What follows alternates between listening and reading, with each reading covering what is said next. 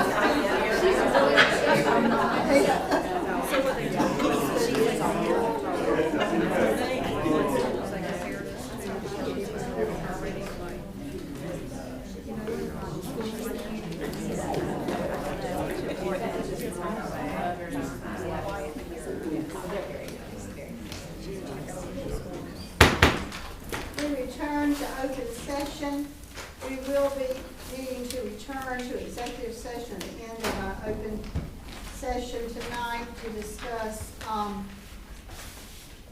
items A, B, C, D, and F. And if some of you saw me laughing when I sat down up here, I must make a confession.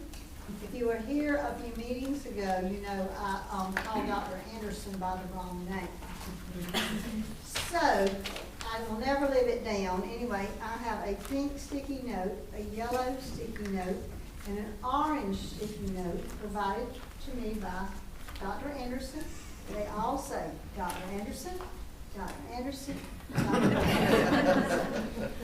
It's going to help keep me straight that I don't make such a boo-boo again. So, had to share that, sorry. All right, and now, Miss Shannon, would you lead us in our invocation, please? May we bow our heads. Heavenly Father, as we gather for the school board meeting, we seek your wisdom and guidance. Your word in James chapter 1, verse 5 promises wisdom to those who ask. So we humbly ask for your insight in our decisions. Just as you guided Moses through challenges, lead us in making choices that benefit our students, teachers, and community. Grant us unity of purpose and open hearts to understand one another.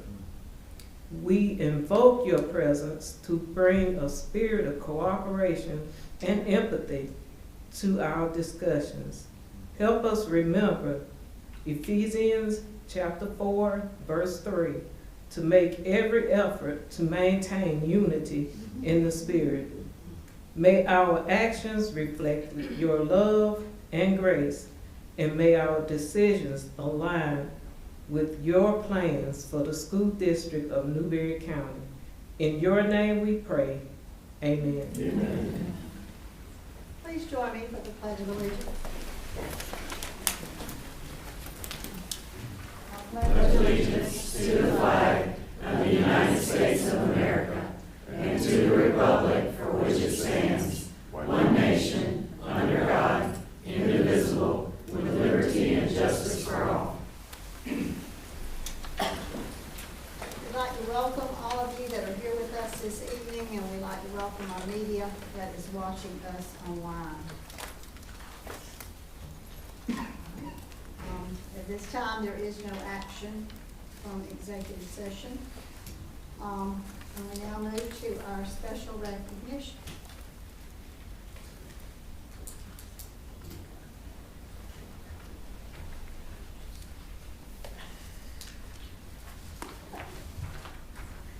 Madam Chair, board members, and Dr. Anderson, tonight, students from Little Mountain Elementary School will be recognized for winning artwork at the South Carolina State Fair competition.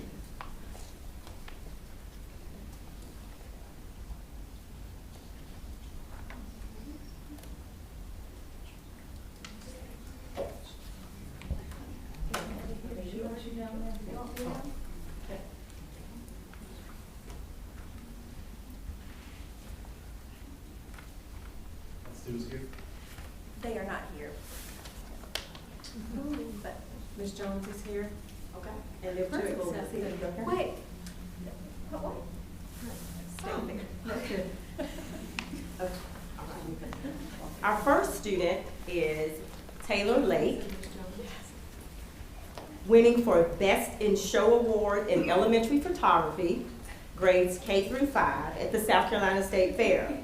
Along with her ribbon, she is receiving a premium monetary award of $100. She is being honored for her black and white photograph of her donkeys. Click it one time. Oh, good.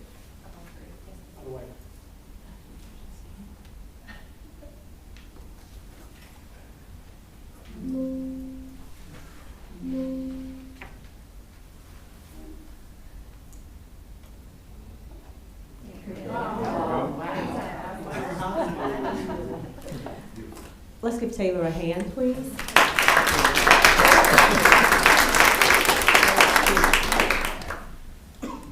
Next, we'll recognize Hazel Jordan for first place in photography for 4th grade at the South Carolina State Fair.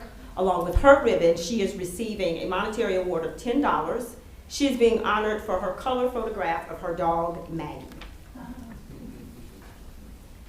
And lastly, Tribble Cates, first place in 3D artwork for 5th grade at the South Carolina State Fair.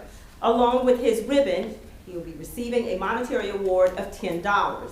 He is being honored for his papier-mâché art project of a wood duck using unconventional materials. Please, let's give all 3 of these students a hand.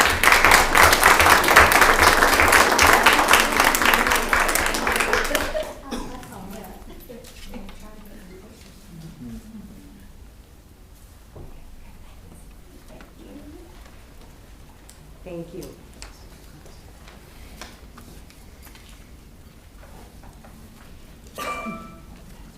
On behalf of the South Carolina School Board Association, we want to congratulate board members who have reached a new level in the fiscal year 2024-25. The first board member is Nancy Berger, reaching level 1. Give her a hand.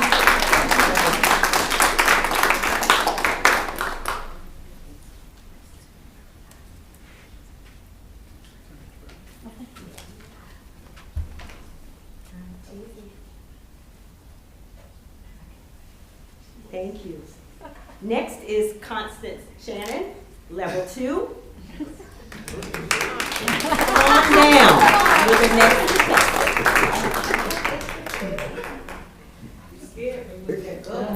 I mean,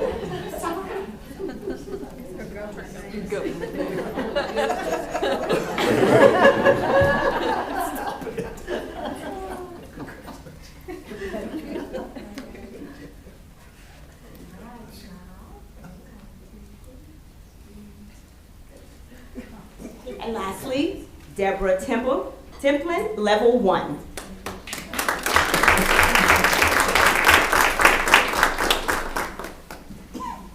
So your professional development never stops, right?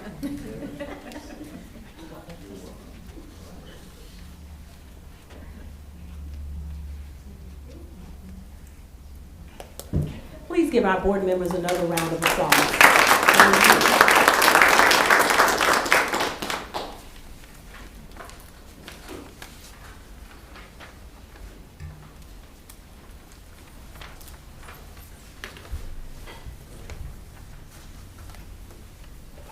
And we didn't have anyone sign up to be with us at Corporate Forum this evening. So without objection, the September 22nd, 2025 board meeting minutes and the October 6th, 2025 board retreat minutes will be approved. All right, Ms. Blake, you have any updates? There's no legislative update at this point. Okay.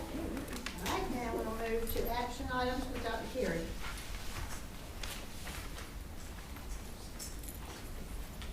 Good evening, Madam Chair, members of the board, and Dr. Anderson. In your packet, you will see a copy or a draft of the calendar for 26-27 for first reading. You will notice that we start teachers' return on August 4th, and the last day of school is June 2nd. There is also a fall parent-teacher conference day that has been added in as requested. And I'll be glad to answer any questions you may have at this time. I don't have any questions, but I want to thank you for all the extra work that you've put into the calendar. Thank you.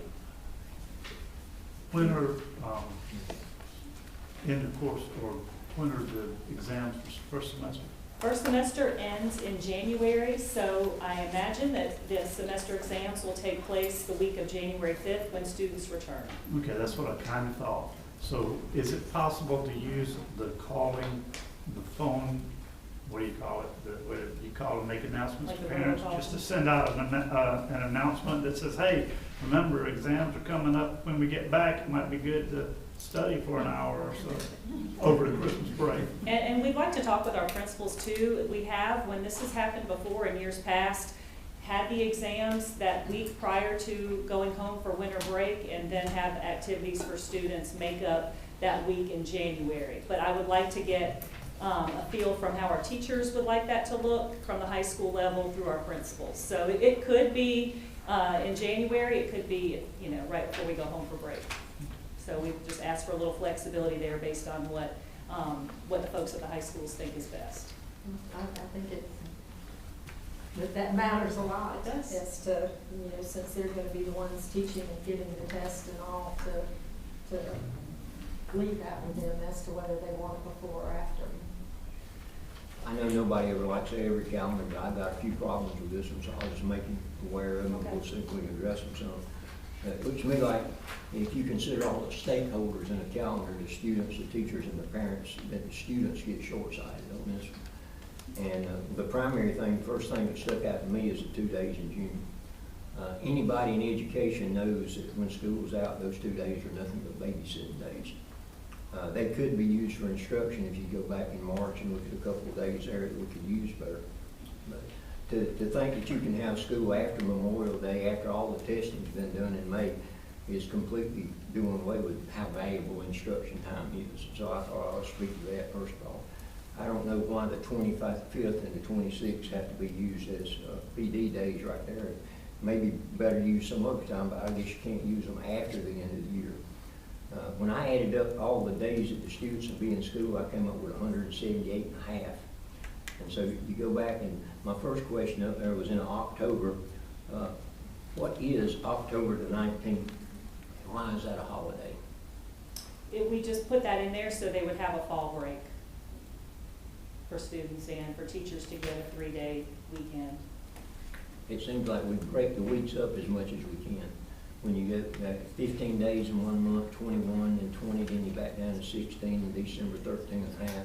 So when I look at it like that, I just don't see how it benefits instruction, students, or teachers for that matter. So it's just me. I know we're trying to make things not happen in July, and I'm still hearing 50-50 on that, or, you know, getting back and started a little bit earlier. I really don't like the idea of what Mr. Ray was talking about, having the first semester in January the 8th after the winter holiday. I think that kind of shoots ourselves in the foot for some of the end of course tests. Well, our end of course tests they always occur in December because they come ahead of our final exam schedule. So rest assured, those will take place in December.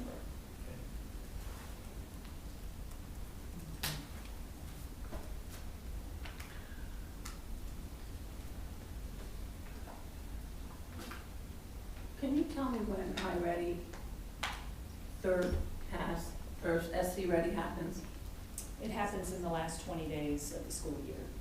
So we have that window, pretty much the last 3 weeks in May that we typically look at. Okay, because I'm hearing it's happening in April and happened in April last year. And to me, just to know, Yes, you ready? Just never after that. Yeah, if I had my druthers, I would have it as late as possible. absolutely. Yeah. And we try to do that as best we can and still accommodate students who are absent for makeup testing. That's the thing that puts the wrinkle in it a little bit, but we like to do it as late as possible to salvage as much instructional time prior to those tests as we can.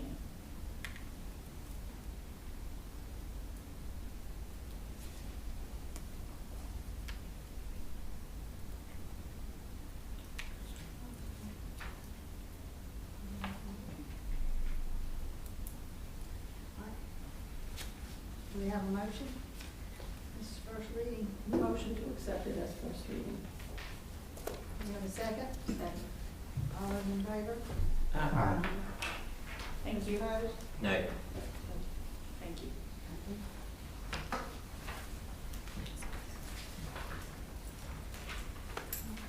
All right, Mr. Rawls.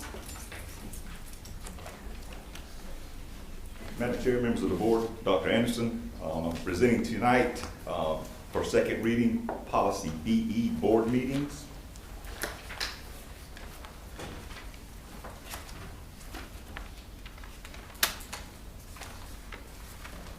This is for second reading.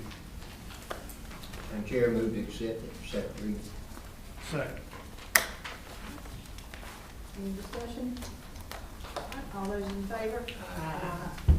And then live streaming of board meetings for second reading. Code BEA.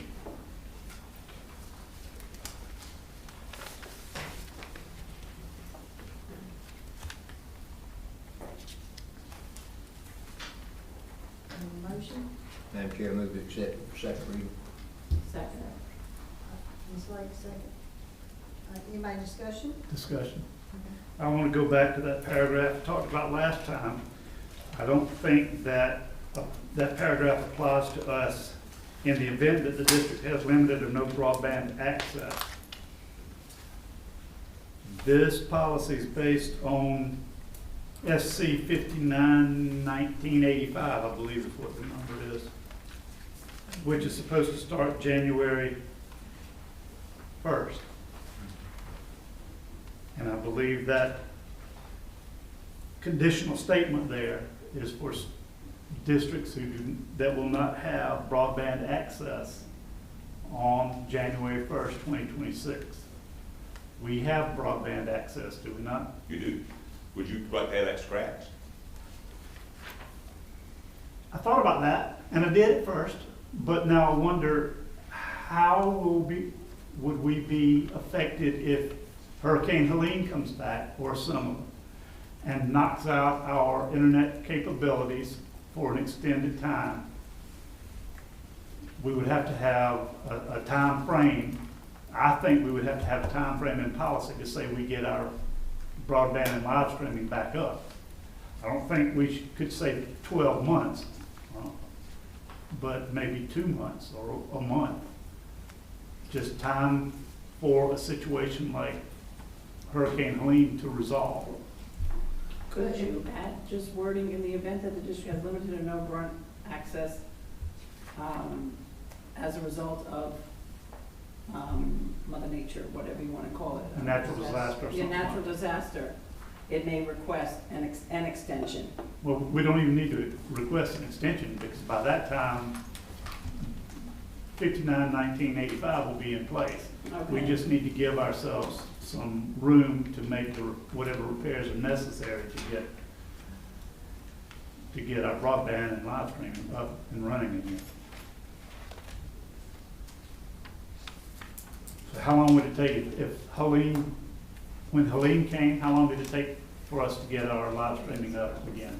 Oh, we didn't lose it. Okay, so I wouldn't want us to say we're never gonna need time to repair, so can we say a month? Instead of 12 months, we'd have it back in a month, couldn't Well, it would depend on the infrastructure around us. we? Okay. Just say request up to 12 months. And that Because could our go ability 2 to days. use broadband in the district wouldn't go away. Our ability to do a stream, if the internet's out, But that would be because people couldn't receive, that Correct. wouldn't affect our push. correct? We would have our push in place, Yes. so we don't really need much time at all to keep our push But, going. I mean, it's my understanding from the legislator, what he's talking about that comes in place in January, that they have a built-in that, I mean, if we can't live stream to where we talk with the people at the Department of Education, because they're gonna be the ones that are enforcing that. So if we lose our live stream for As natural long as we disaster, let the Department of Education know that we're not live streaming because of, you know, Well, whatever, well, then just to give them the documentation. all right, if that's the case, I say delete that paragraph because I think it just confuses and befuddles the issue.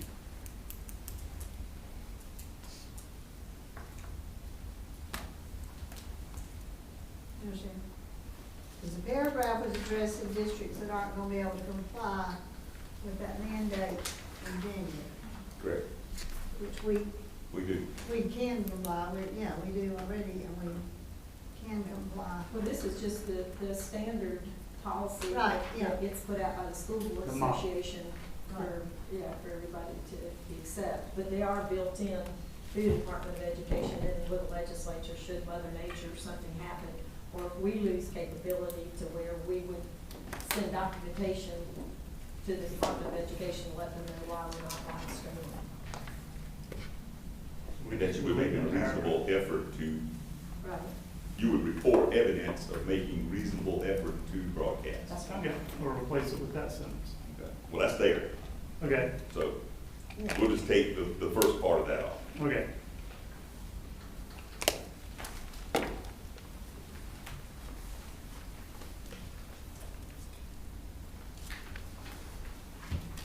Is that it? Yeah, the So first, does he have to bring that back again for reading or no? no, I don't think so. Okay. No, we have it It'll just normal be a- unless we like it. To be approved as your comments. Right. We have first and a second, and then Mr. Gray's gonna delete that first part right there in that paragraph. Everybody go with that? Okay. So we have a motion, first and second. All those in favor of second reading?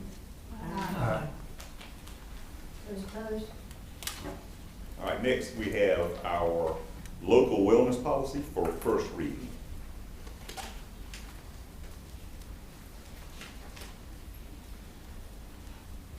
So, Mr. Rawls, you referenced in the first paragraph a 2004 to 2010 ruling or recommendation. Have we ever had a policy like this before? We have, yes, sir. So what, is this close to it? It is. Same people? As far as I know, we do have two new persons in employment for school district that are focused on this. Ms. Severance and Ms. Lenny. So why do we not have any PE teachers on that? Excuse me? Why do we not have any PE teachers on that? Oh, we could on the committee. Yeah, the committee, Ms. Severance is here, right there. So we'll have a committee of different stakeholders throughout the district, including board members. How many people are on this committee? There's not a, about right now, I think we have about 10 to 12. We could use some more support. This was a February meeting, okay, I know I missed it last year. Yes, ma'am. Okay, so do you just contact the people? Yes, we will. Okay. On page 3, you talk about evaluation or evaluating compliance and effectiveness. What performance measures are you going to use to evaluate that? I know these are the sources, but I mean, do you have, like I pulled down, what is this? This is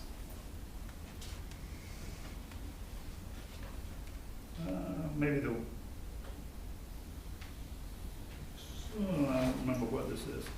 But I know that there are, in the school health index, there are scorecards. There are, in the fitnessgram, there are power and endurance outcomes. In the OSCE health and physical education, their scores. What is the committee going to set benchmarks for performance measures based that come out of these documents? That would be the expectation. Could we add the Communities That Care survey? It's a companion to YRBPS. We can definitely run it up the flagpole and see if it can be added. Communities that care? Yes. Communities that care? Yeah, they alternate years. YRBPS is 1 year, and Communities That Care is the other year. Odds and evens.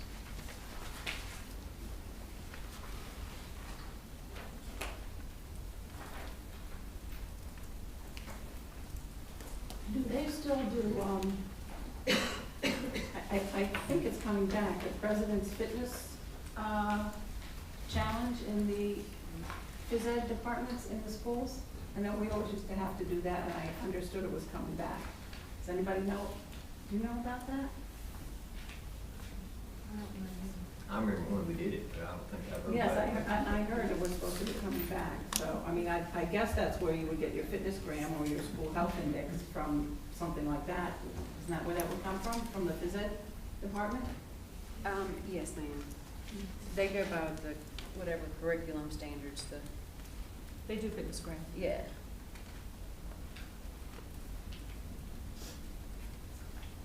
I know on page 4, we talk about nutrition a lot, and I know I dug into that a couple of years ago, and the charts and the recommendations all sound good. We want to have an appealing and attractive meal. There's a big difference in a nutritional menu of what children really eat. And every time I've been in lunchroom, I see more thrown away than I do eat. And so somehow we've got to give children what they will eat nutritionally. I think we put a lot of stuff up there and think, hey, we're covering all the bases and we're filling in all the blanks, and then you look at what they're really getting. I talk to students just about every time I'm in school who walk away from lunch hungry. High school students say, well, I don't get enough to eat, but some of them say that no matter what you feed them. But my observation has been that our meals are not focused on the children. And here it says we use student surveys. I would really be interested in some of that input. You know, I know you can't have chicken nuggets every day or pizza every day, but I do know that for us to sit here and think, boy, we're giving them great nutritious meals, we're fooling ourselves, because half of them are not eating sometimes. So that's why we recommend parents and students be on our wellness committee for that input. That'd be great. And also too, it starts at home and educating our community about proper nutrition and making sure that they have the resources available to them to provide nutritious meals at home too. There's an organization in Newberry called Live Healthy Newberry. Dr. Mike Bernardo is on that, Karina Howell from the hospital, so if you get involved with some of them, that might be a good point of contact. Yes, thank you. What's the name of it? Live Healthy Newberry. I don't see anything in here that prohibits children from bringing their lunches to school, is there?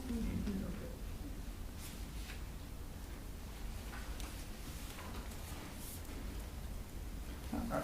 When Mr. Bledsoe was talking about people going away from lunch still hungry, I think what's our main job, our main role is to educate kids or young people.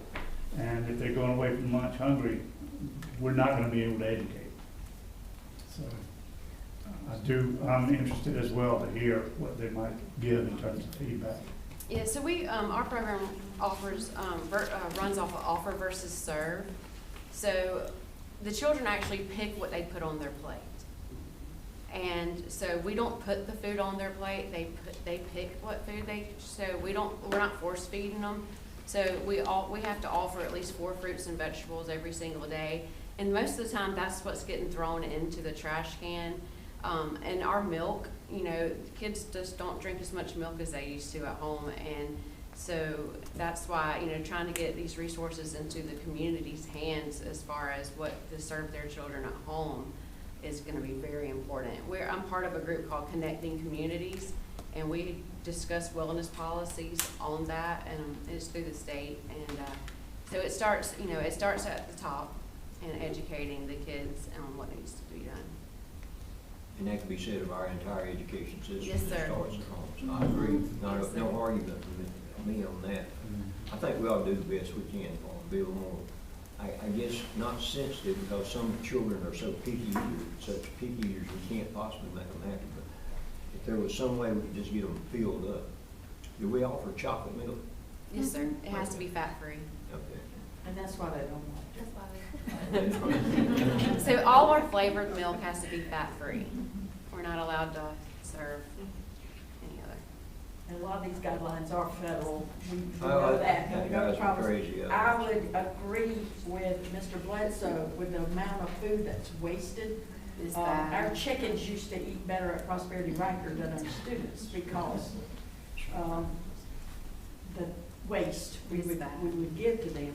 But the farm to school was good. When they would grow the things, they would taste them and eat them. So it's really important. I know a lot of schools are involved with that. Newberry Middle and Gallman have gardens, school gardens. There's grants out there available. I think there's other schools too. A lot of them have the gardens. If it was up to me, that's where they'd spend half their day. Y'all know that. Yes, ma'am. Because like we teach everything out of that garden. And then sweeping the other half. Yeah. It has nothing to do with this policy, but why do we charge teachers so much to eat now? Because there is a minimum requirement set by the federal government that I have to charge. Is that what we're charging? And you also have to include tax, because I have to pay Newberry County tax every month for all the adult meals. and we have to include the laborers fees. So are we at the minimum of what we have to do? We are, in the middle of where everybody else is. I know, districts beside us actually charge more. What do we charge? It's only $5.75, and that includes their entree item, 2 fruits, 2 vegetables, a grain, bread, and a tea or milk if they want. No, I just want to chime in on the elementary schools that I've been at lunch, at least 5 of the schools. And I think the students are eating well there.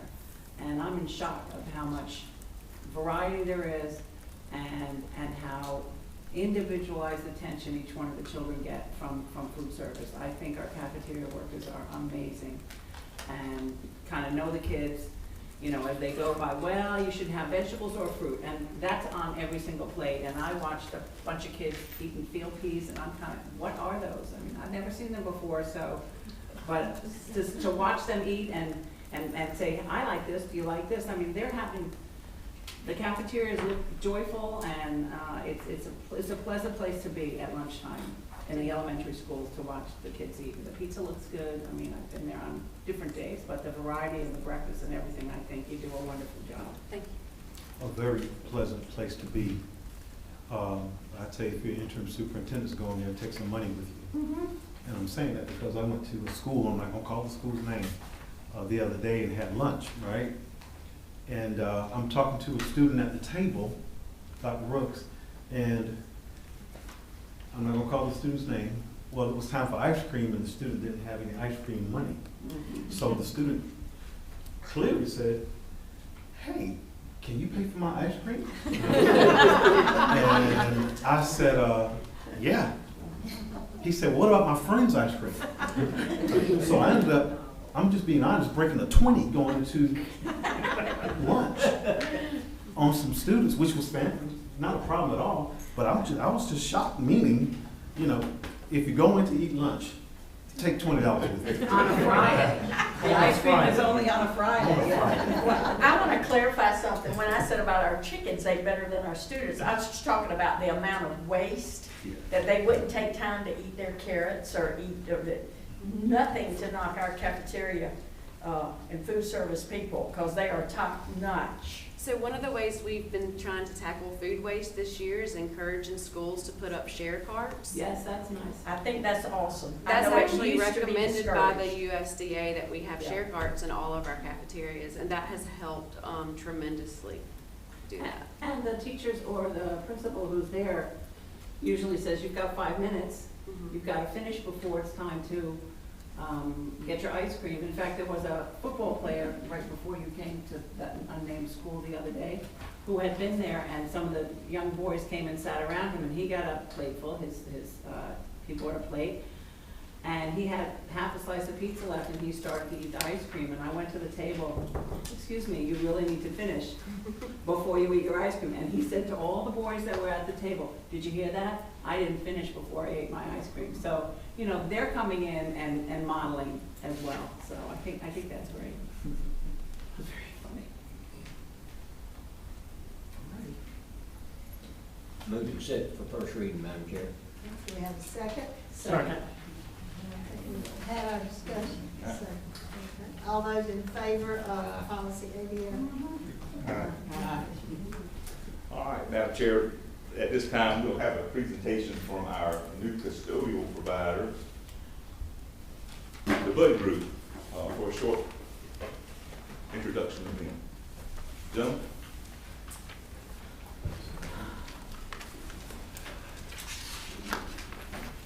Madam Chair, board members, Dr. Anderson, thank everybody for having us here tonight.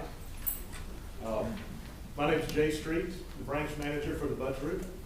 For those of you that don't know, we take over the custodial service here in Newberry Schools on December the 1st.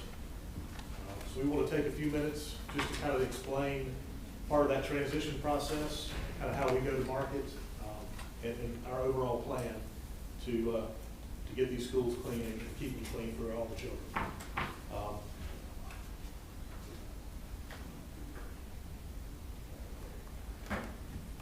See several names on this list here.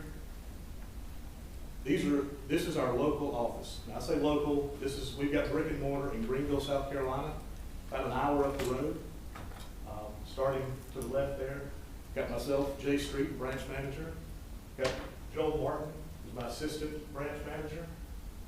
Got Aiden Dooley, who is our regional field trainer. Not in the room, in kind of the back of the house support.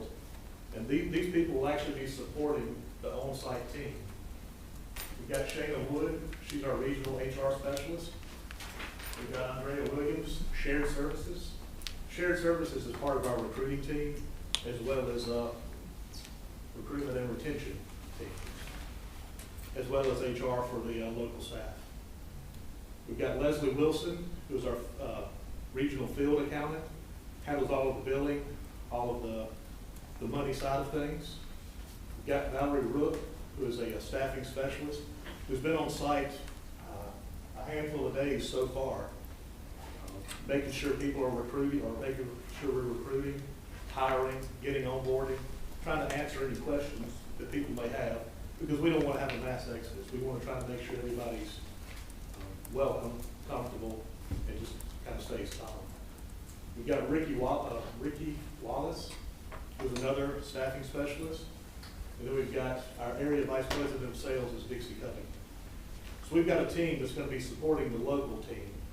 I'm going to let these guys explain a little bit more about that local team, but starting from the top, we'll have an account manager, and then we'll have 2 zone managers that'll be handling these schools. So essentially, every manager only has about 5 schools, give or take.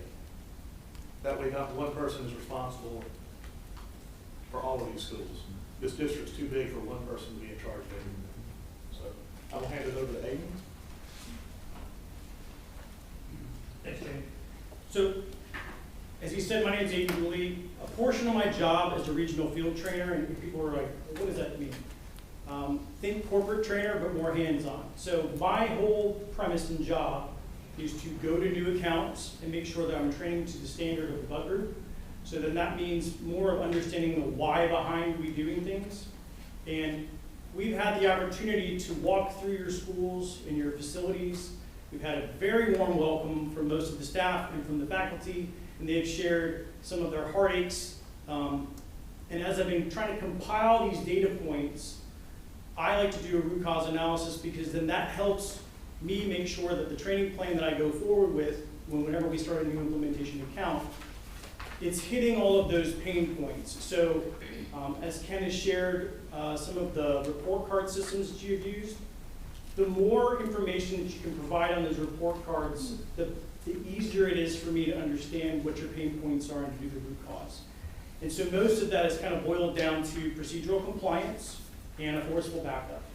Forceful backup is our accountability means, meaning that we need to make sure that we have supervision, and we need to make sure that we have the right people in place to ensure that standards are being met. So my job as a regional field trainer is to go and be the hands-on trainer. I teach people to the standard of the chemicals, the equipment, and I make sure that the managers understand our chemicals and our equipment and our own standards, so that they can train new employees. Since we have so many other accounts, I cover an entire region. But for the new startups, I really am going to be focused here for the next 30 to 60 days to make sure that every person that's coming across is getting trained. Now, does that mean instantaneously things are going to get better? No. I want to see a gradual change, because then it means people are understanding the why, and they're understanding why we're doing things the right way.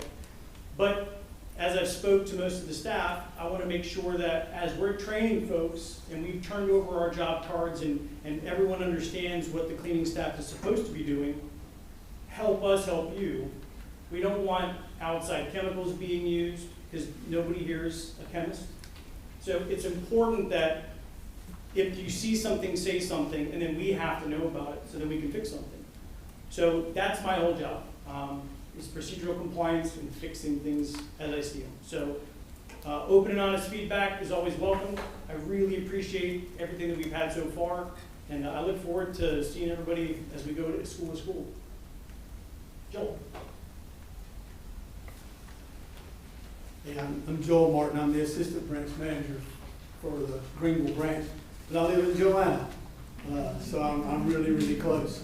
I'm gonna give you just kind of what's happening, what's gonna happen, and what's gonna happen in the future.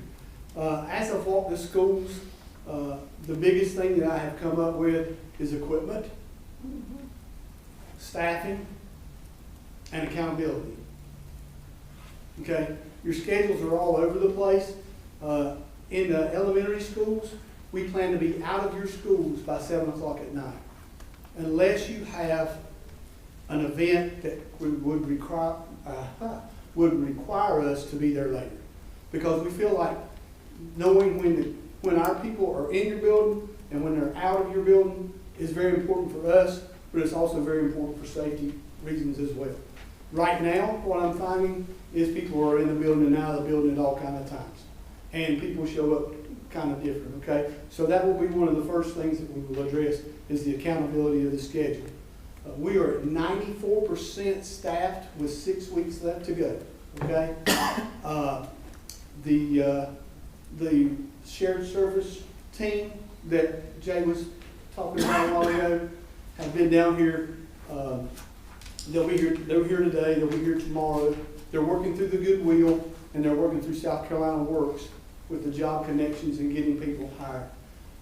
The people that are incumbents that you have now that are coming on with us, most of them have already been onboarded, screened, and vetted for service. But 94% with 6 weeks left to go, they do an outstanding job. Okay, we will never quit hiring people. I mean, I don't want you to feel like, well, I'm going to get to know my custodian and they're going to be gone. That does happen. Okay, I'm very real. People will come and go, especially in the very beginning when we're trying to build a team, and people will be resistant to the new way. Okay, but we're going to train them, give them every opportunity that they can to be successful, and give them what they need to be successful. I think that is what I have found just by walking the schools now, that they don't know how to use what they have, and they don't have enough of what they have to do their job. And I don't want to call names, but the manager now will be coming on with us. We'll give him more support and more tools. And I think that we will see an escalate in his performance as well, because he will be able to do his job with that support. Okay. I don't know, the very first day is December 1st. That gives us about 2 weeks, maybe a little bit more, before all the students are out of the building for winter break. Okay, it's not going to give us a good runway to make sure that all the processes and procedures are in place. There will be a lot of them in place. We'll do that in the very beginning, make sure that they know where they're going. But it's going to probably have to do a little retraining come January 5th when everybody returns. And during the Christmas break, we will not be doing floors, okay? We've already discussed that with them. We're going to concentrate on bathrooms and cleaning, okay? Your floors, we're not telling you we're not going to do anything to your floors. That's crazy. We're not telling you that. But we're not going to scrub and recoat your floors, okay? They'll be mopped, scrubbed, and burnished. But you will not see a tremendous difference in your floors until summertime, when everything is moved, floors are stripped down and recoated. I would love to hear what you have to say back to us, and if there's concerns that I'm not seeing walking your schools, please flag me down while I'm in there and say, hey, listen, this is what I've done. Some of that's already gone on. Some of that's already been brought to my attention, and I appreciate that very much. But it is our commitment to you to give you the best service that we possibly can.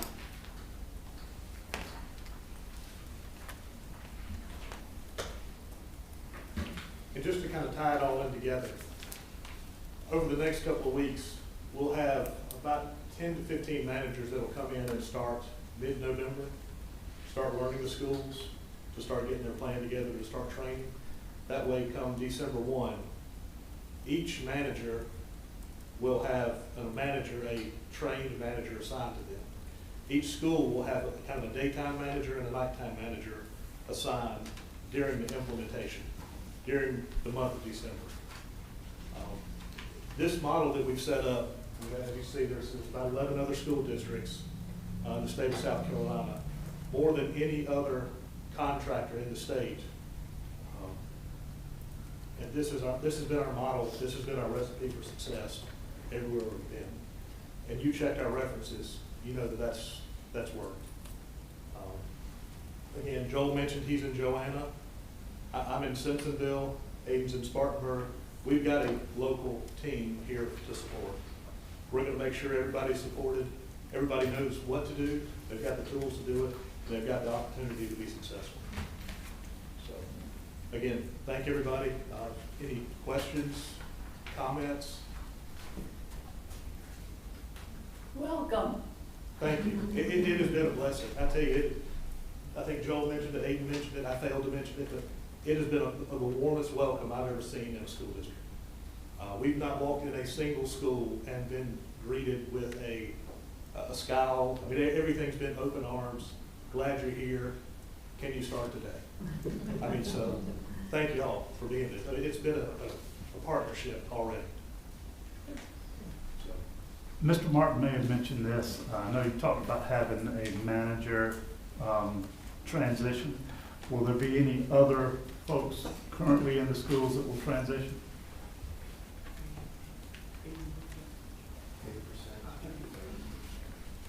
You mean the incumbent, the current?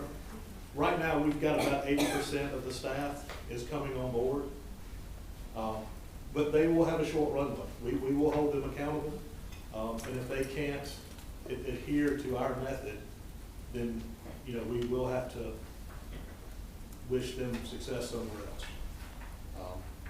One thing that I did hear you say was the new equipment. Yes, ma'am. Because that is a problem. Yes, ma'am. As a former teacher here, the vacuum cleaners used to make our rooms smell terrible. And I would hope, I see a lot of teachers out there too, the principals now, that this will help some too, because our children and our teachers deserve better. November the 10th, we'll have a couple of tractor trailer loads start delivering equipment up on the hill at Newberry Elementary. We've got service techs that we contract out that'll make sure that equipment stays running. We'll train the associates so they know how to keep them running. We'll explain to them that these are tools. You know, if you break your tool, you cannot do your job. So we've got systems in place to make sure that equipment stays new, stays running, so that we can give you the clean that you deserve.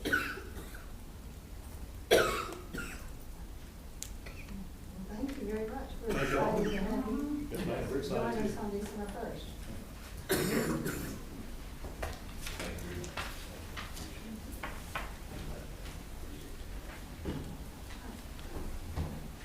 Mr. Hayden?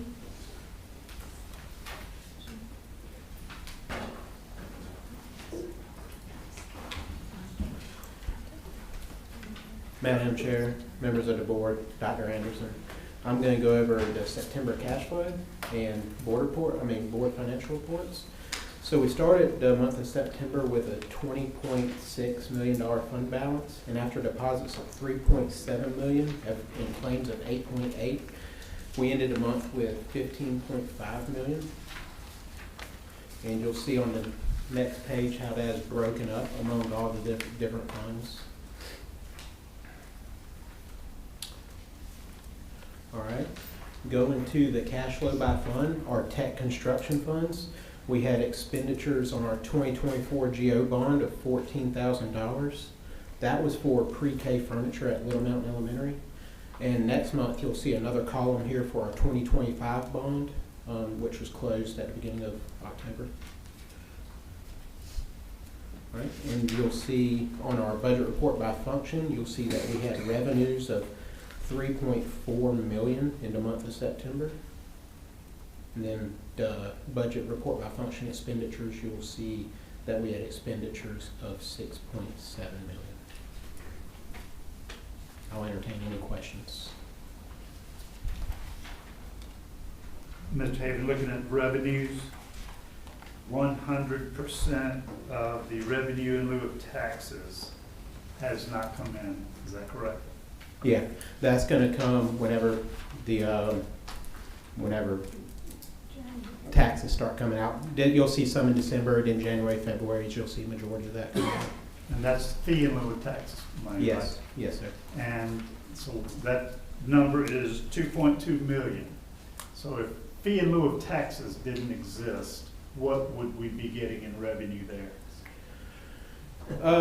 So You it's can- hard to tell. It's hard to tell. I think I've sent some data. I think the last report in 2023, if FELOs didn't exist in Newberry County, we would be looking at $10 million of revenue rather than 2.2. Okay, so that's $8 million difference. Yeah, And mill brings in $104,000. around that. Yes. So $8 million would represent 80 mills almost. I'm Let's say gonna 70. trust We your can say math there. 70.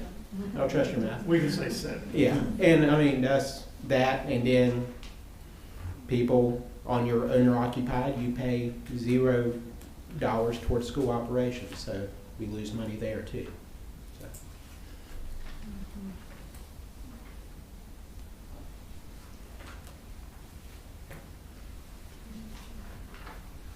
Thank you.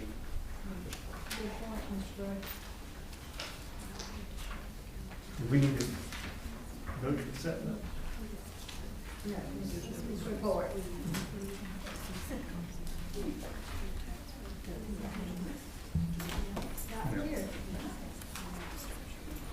I'm back, and it is my pleasure at this time, now that we are free to do so and there's no longer an embargo, to present our results from SC Ready and our end of course testing, and we're going to start with ELA. We are at a 5-year high in ELA. We have been creeping up incrementally every year. You can see those stair steps, and that's what we like to see. We don't like to see big jumps. We like to see a sustainable, workable amount of growth every year, because that shows what we are doing is working.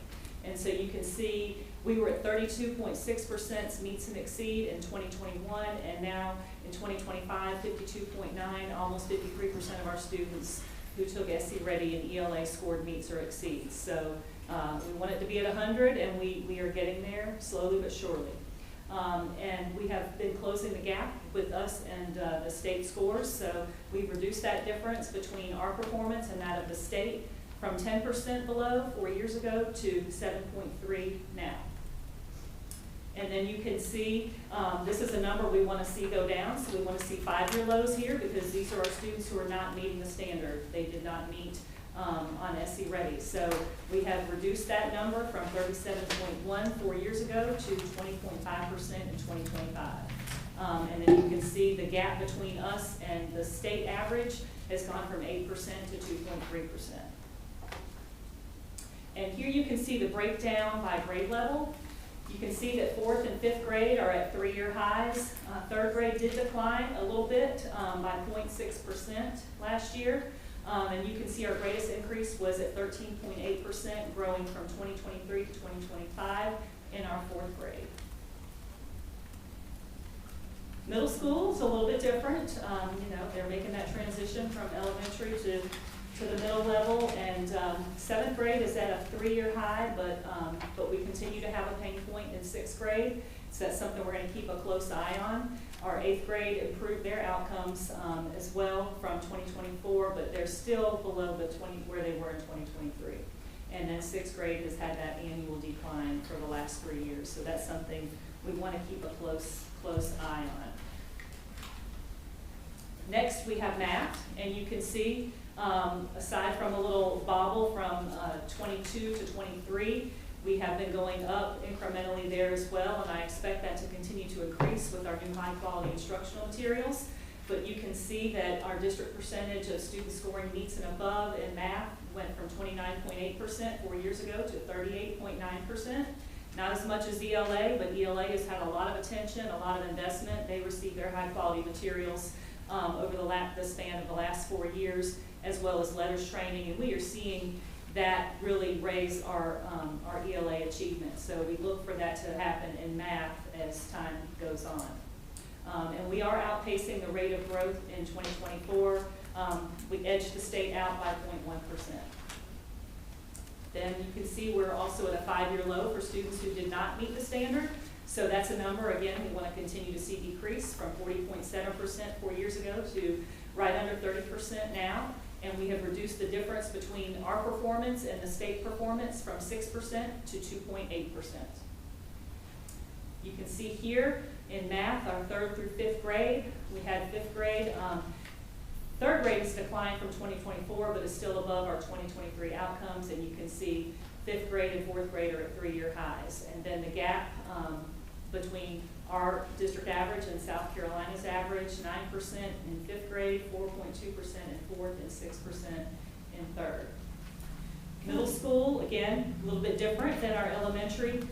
Our 8th grade, although they are at a 3-year high of 26.9% meeting and exceeding, 6th and 7th grade have declined from 2024. They're still above those 2023 outcomes, but we continue to keep an eye on that. And we do know that part of that is, of course, that transition from elementary to middle school. And to be quite frank, instruction is not consistently aligned to state standards at our middle level. All hope is not lost, though, because out of our 3 middle schools, 2 of our middle schools actually went up. We had 1 school that brought the district average down, but 2 of the schools went up, one by 4% and one by 3%. But when they were collectively put together, the district average came down. So it is happening at 2 of our 3 schools, and the principal at that 3rd school is well aware of it and is working on it to address it. In science, you can see science is back this year, or was back in 2025 and continues to be back this year. It was a new assessment, 4th grade. They rocked it out. They got almost 1% above the state average, and that is definitely a testament to all of our leads do a wonderful job, but our science, our elementary science leads really took it to the next level with this. They integrated their curriculum, did alignment with the standards to get it where it needs to be, used mystery science to help with that, and it really did pay off. 6th grade, we're still 10.2% below what the state average is, but we did have 1 of the 3 middle schools do really well, and so getting that teacher to get more involved with our other leads, because we don't have 6th grade representation with science leads. We're looking for ways to make sure that that teacher is involved so what is happening at that school can carry over to the other 2. Our end of course in Algebra 1, very good news there. We just continue to go up, and up in Algebra 1. It's very exciting. You can see we grew our district passing percentage from 59.23 4 years ago to 82.34 this year, exceeding the state by 8.39%. And you can see the gap, we turned the corner in 2021 to 2022. We were below, and then we've just been going up ever since. So we're very proud of that. We have a very strong Algebra 1 team, and a lot of the representation in that group with our leads are Algebra 1 teachers, and it has paid off. English 2 is an area that we definitely want to keep an eye on. That has been declining, and we are looking at reasons for that. We've identified that our new standards in ELA, even though they're not brand new this year, we need some more attention there, looking at the pacing, the assessments, the rigor. But our leads they're committed to shifting that instruction to get it where it needs to be, so we can continue to go back up. But you can see there the metrics for English 2. Biology. That is continuing an upward trend as well. It's not where we would like it exactly, but they are definitely making some headway. And this group uses our Progress Learning platform with Fidelity, and they are making those gains. You can see the jump from 2024 to 2025, and they are right now 6.14% below the state average. So they are narrowing that gap. But they have a very strong lead structure, and they are very, very reflective, that group of teachers. And then last but not least, we have U.S. history. That seems to be a struggle for us, but again, those leads are committed to making a difference there. And this is one that you can't just look at the performance. It looks like it flatlined. It went up by 0.03%, so you can't really see that in the graph. But This group grew their percentage of students earning a C by 2.95%, and even better than that, they grew their percentage of A's by 6.5%. So you can't see everything just in the pass or fail, but they are making the numbers go up in where we want them to in the right way. So you can't always judge progress just by the bar graph. You have to look at the other nuances that are there, but very impressed to have such a high number of A's last year, and I know that group will continue to identify what they can improve and get us to where we need to be. Any questions about any of the scores? On the English 2, do all students take that? All students who are in English 2, yes. Has our limited English population increased? Would that affect who takes this? Is this an elective class or? No, it's a required mandatory. course. It's mandatory for graduation. So yes, Okay. every student has to take it. So are demographics a factor of that? I don't believe so. Okay. I don't believe so. And on your 6 to 8 South Carolina math meets and exceeds, it's not a page number. I just think you have incorrectly put the 7th grade and the 8th grade percentages. I think they're flip-flopped. I'll have to go back and take a look at that. Yeah, I think the 8th grade is the 3% below, and the 7th grade, just even looking at the graph, you can see the dip is in the 7th grade, not the 8th grade, the 8%.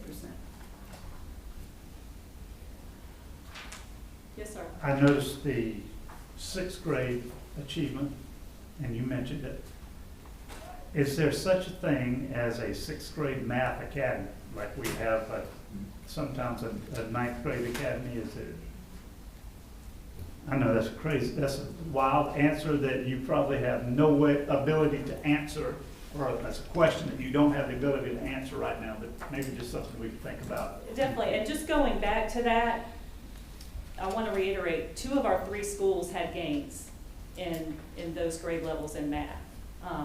So we know where the issue is, and we're working to correct that. Any other questions? One quick comment with the history. I know a lot of times in elementary, we put major emphasis on reading and math, which we should, and sometimes that science and social studies for that background knowledge is overlooked. And I just don't want us to do disservice to higher grades where they don't have that knowledge that scaffolds them up to deeper understanding, and to make sure we teach to the defined minimum minutes in all of our subjects as much as we can without overlooking. And I've really looked at the reading book that we've adopted. There's a lot of science and social studies in there. Yes. And I just hope we utilize that good background information to give them that knowledge. It's essential for the upper grades. It absolutely is, and I think we've done students a disservice in the past with focusing too much on one area and not enough on the other, and they just don't do it. If there's not enough time in the day, they just skip it. I appreciate you saying that. Okay. And if you're ready for the next presentation, this is just an update on where we are with our iReady math adoption. And I added these 2 slides that you'll notice the first 2 aren't in your packet, and that's because I had a meeting, virtual meeting with the State Department for all of the chief academic officers about their new high-quality instructional materials, and it was Wednesday after the packet had already gone out. So I saw these 2 pieces, and I definitely wanted to include them. So the first is just the South Carolina Department of Ed's vision and their expectation for math instruction, and it is that all K-12 students will engage in high-quality, standards-aligned math instruction that builds confidence, deep conceptual understanding, and problem-solving skills. Teachers will facilitate lessons that strengthen reasoning, procedural fluency, and critical thinking, which will ensure mastery of grade-level content. Students will discuss, write, and apply mathematical ideas to real-world problems, supported by ongoing family engagement and access to aligned resources, which is our curriculum. And here's a quote from Ellen Weaver that I thought was very appropriate. At the heart of the Palmetto Math Project is a bold but simple goal to ensure every South Carolina student builds a strong foundation in math so they can reach their full God-given potential. We're committed to equipping our educators with the best tools available. And again, that's State Superintendent Ellen Weaver. And so you're going to hear a lot about HQIM, or high quality instructional materials, more and more as we go through this school year and the future. And this adoption of the iReady Mathematics curriculum is our second adoption of high quality instructional materials. The first one was our open court reading program. So you can see here, what are high quality instructional materials? They are rigorous, engaging, and standards aligned, reflecting evidence-based practices. The Department of Education prioritizes content-rich materials, both in math and ELA, and they provide comprehensive support for teachers and students. In alignment with these expectations, our district has adopted these two state-approved and vetted high-quality instructional material programs. And again, that's open court reading and iReady Classroom Mathematics. These materials ensure that every student has access to meaningful, high-quality learning experiences that promote deep understanding, critical thinking, and long-term academic success. And last year, when one of the times that Matthew Ferguson, who was one of the deputy superintendents at the State Department of Education, presented to my group of instructional leaders, he pointed out that unfortunately, if we do not use high-quality instructional materials that have been vetted, are rigorous, and are on grade level, unfortunately, when we use other materials and resources from other providers, such as places like Teachers Pay Teachers and other things folks find online, they are 75% of the time not on grade level for our students. And when we do that, we're really doing our students a disservice by not providing this. And this is not a textbook. Our era of the textbook is starting to end, at least in math and ELA. We just didn't purchase, well, we didn't purchase anything because the state provides it, but we just didn't adopt a book. This is a curriculum. This is everything is included, everything that a teacher needs. So it's much different, and it's definitely a paradigm shift from here's your textbook or here's your basal. This is a whole curriculum with everything included. And the state spent a lot of money, and the legislature allocated a lot of dollars for this, for every school district in South Carolina. On October 9th, we had the opportunity to have professional development for our teachers, and I already came in and provided some for our teachers who use that curriculum, and 85% of them rated the sessions as a 4 or a 5 out of 5. They reported stronger lesson flow, engagement, and differentiation. Some of the takeaways were the lesson structure was very clear as far as the try, discuss, connect, which is part of iReady's a major piece of their philosophy with teaching math. Digital tools, the teachers learned how to better use the teacher toolbox and reports. Again, there is a lot there, so it is very time consuming, and it can be very, very overwhelming to learn what is available and how to use it. It just takes time. There was modeling and practical pacing and engagement strategies. The facilitators were knowledgeable, supportive, and responsive. And then some strengths that the teachers noted was relevant and immediate to classroom application. They had deeper curriculum understanding. The facilitators were experts, and they valued that collaboration with their peers who teach in the district along with them. What are our next steps for professional development? We're going to continue collaboration with our iReady consultants to strengthen training and efficiency aligned with our district requests. All of our schools are different, so the principal has a voice in when the iReady consultants come and also what their focus needs to be. Enhance professional learning through school site selected training opportunities, and then upcoming training. We have 2 more implementation sessions to go, touch points 3 and 4, and those will occur at school sites to strengthen consistency and then deepen instructional practice. And again, those are based on what the principal believes is needed for his or her faculty. The communication that we have had up to this point, we created a parent video, a parent flyer, which you can see there on the screen. Every school, every elementary school has hosted curriculum nights. We have 2 more coming up tomorrow, the last 2, Whitmire at 5:30 and Little Mountain, I believe, at 6. We've done 3 social media posts and launched a website, which I'll show you in just a moment. And then upcoming, our cadence for posts on social media, we're striving for 2 per week, and then a newsletter which will be accessible on the district website. And you can see here, this is under the Office of Instruction. Mr. Jerry Jones created this iReady website for us, so parents can see where all of the resources are by grade level and get a lot of more information than they probably want. But we add to that as new resources become available. And I'll be glad to answer any questions you have at this time. Dr. Carey, on that parent flyer, is that gonna be sent home to all the parents? Yes, it should have already been sent home. Is that, I'll have to look, I have not. Yeah, It hasn't I believe it went come home in week our before folder. last. Yeah, okay, I'll check and see if it's in the book bag.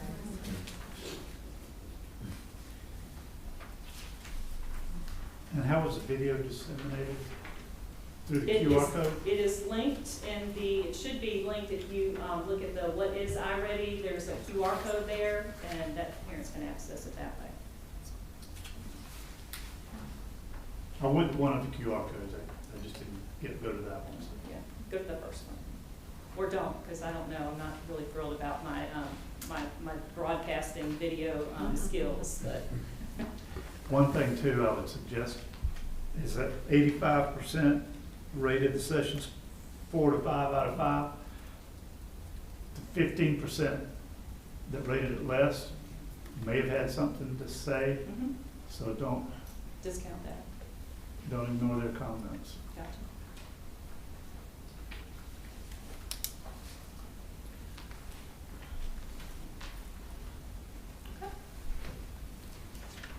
On to the last thing under my section, and that is our Stronger Connections grant. And so earlier this summer, at the end of June, the State Department put out information that they were awarding Stronger Connections grant to strengthen the connection of students to the school district and school and improve mental health and attendance and behavior.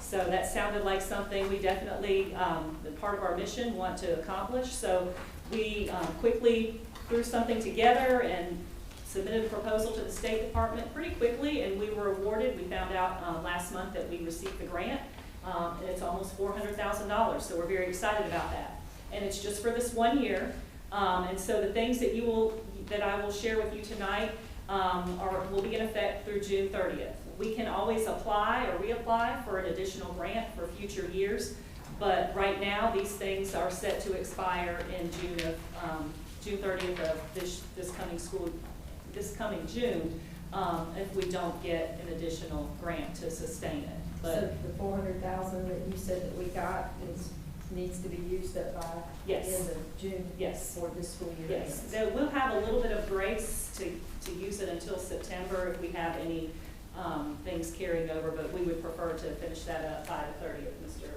Haven, right? Make his life easier. Chronic absenteeism, as you know, remains high, and right now we're at 22.2% as a district, and we mirror the state trend, which is, or the state average, which is 22.5, and that was for the 23-24 school year. We don't have last school year's data yet. Linked factors for this issue with attendance include mental health, safety concerns, students who are economically disadvantaged, and transportation. And we also have 2 elementary schools that have the ATSI designation, and that's where they get additional support and guidance from the State Department, but that does signal academic underperformance, and is something we want to keep an eye on. And then disruptive behavior and bullying incidents do persist, particularly disruptive behavior seems to be happening at a younger and younger age. So what are our goals of the Stronger Connection grant or project? Our first goal is to expand mental health access for students and their families. We also want to enhance our multi-tiered system of support system using the pyramid model. We want to provide district-wide prevention and intervention. We want to implement the ripple effects character education, and that says in elementary schools, but it also will include our middle schools, and conduct rigorous program evaluation and feedback dissemination. What is the pyramid model? So the pyramid model goes along with our MTSS model, and it's a comprehensive framework where we have students in different tiers. So tier 1 is for all students in behavior. Tier 2 is for those who may need a little bit extra support. And then tier 3 is for our students who need wraparound services or more intense services. But it goes very nicely with our MTSS model. But these are things that we're doing already, correct? Or No, do we have to? No, now we do have pay mental ripple health, effect? we do have mental health access for Okay. students. We're going to expand it. So it's going to be more than what we provide now. And is this going to go for all schools? Is this just elementary? Is it the For whole all district? schools, all schools, for the whole district. We're still using the Department of Mental Health along with Stepping Stones? Mhm. Yeah, it will not And affect then them. each It's school just, has their own, they can pick however, which program that they want to use. they don't pick which program they want to use. We do staffing as it is needed. Well, I guess that to me, that, because I know that some of the counseling are working one-on-one with the students, some of it's provided by Department of Mental Health Right. employees that we have. And then in other schools that I've talked to, some of it is Stepping stones, implemented yes. by the Stepping Stones. Yes. So how do you distinguish between who gets what then? This is how we distinguish. So year before last, we were not able to staff. We did not have enough mental health counselors. The Department of Mental Health could not provide what we needed, quite frankly. And so they were trying to hire folks and they could not fill positions. At that time, someone from Stepping Stones approached us and said, we can provide services if you need it. And so we did, and we plugged those counselors in where we had gaps. And so that's why we have two different providers. But it's all about helping the children and having enough counselors for all of them. We're not beholden to one provider over another. We're beholden to the providers who can give us counselors. That's our first priority. And so how will we actually expand that mental health? Will we put somebody in every school? Well, we will have a mental health interventionist who would be over all of them. That person would provide intervention and mental health at maybe 1 or 2 schools and also coordinate services with the other 14 schools. Now, do we already employ that mental health specialist? We do not. Okay, We so do not. since this is done through a grant. Right. When, I'm assuming we're gonna try to find somebody to fill that slot, then we only have them through June? We're contracted with Stepping Stones for that person, and they know that it goes through June. So it will not even be our employee, it will be through Stepping Stones. I'm very interested in where you say the enhancing the MTSS, and I've seen, it seems the most progress that we make is when that tier 1 instruction is really focused on and to make sure that children are receiving with that high quality instruction. So how do you envision that tier 1 being any differently with this money that? Well, the pyramid model is gonna layer like the behavior supports. It's almost like MTSS for behavior. Okay. And layering in with the Okay. academic MTSS, which we already have in place. Now, where does our behavioral specialist fit into all of this? She will continue as she always has. But let me finish through the next couple of slides, and I may answer some of your questions as I'm going through. And so, let's see, I think we've gone through the goals. So the strategies and activities, the pyramid model, it will provide a tiered MTSS framework for early intervention. And again, that behavior support, that pyramid model is about behavioral support. Okay. Stepping Stones will expand our school-based and family mental health services, and that's through the mental health interventionist. The Ripple Effects for Kids program will address character, resilience, and decision-making in our elementary and middle schools. The District Intervention Specialist, which is someone else who will be hired through this, and again, it's just for this year, will provide oversight, technical assistance, and district-wide support. We'll also work very closely with student services on behavioral threat assessments, crisis preparedness and intervention, and things of that nature.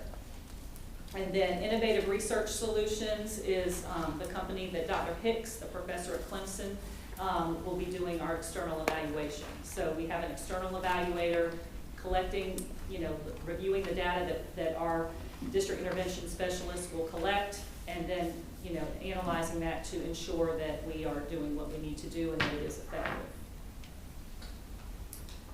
So the key milestones, this is a timeline of what we're looking at. We would like to hire our intervention specialist very soon. It's October, so we want to get moving on that.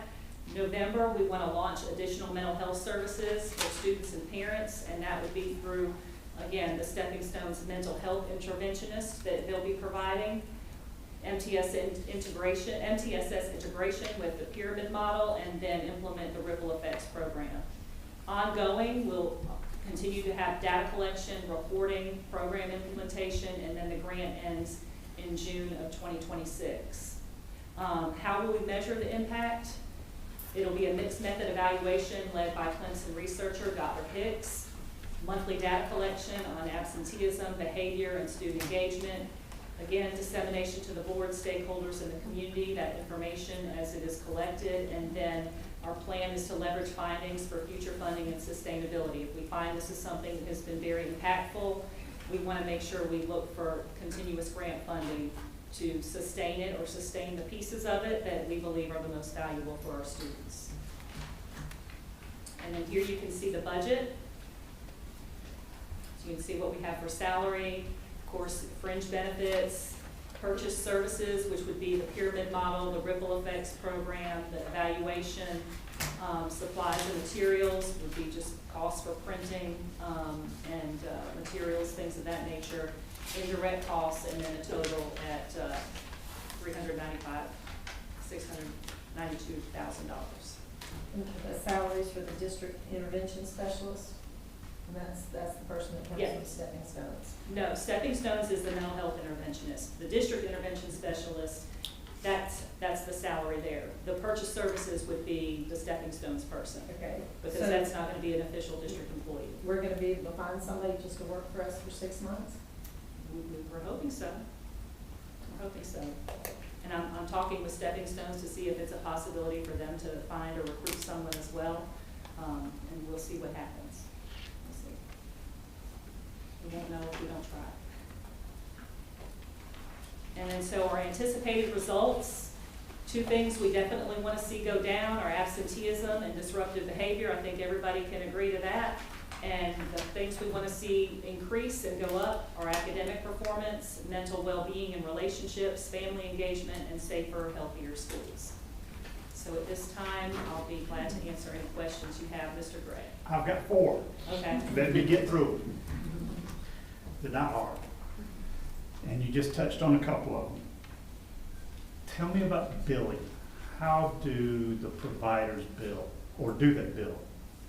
So Stepping Stones, and that's a unique feature of them, and this won't impact this presentation, but they bill for our friends from the Department of Mental Health. We pay, we contract with them and pay a fixed amount.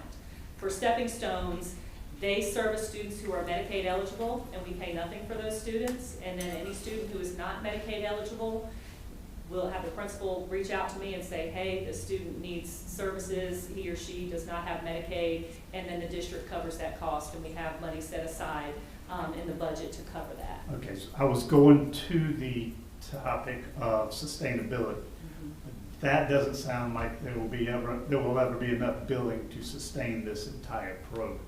Right. And this won't be, the billing for this is just gonna be, we're contracting with Stepping Stones to provide the mental health interventionist, we're paying X number of dollars, and that there will be no, that person probably will bill through Stepping Stones, but that won't come through the district. Okay.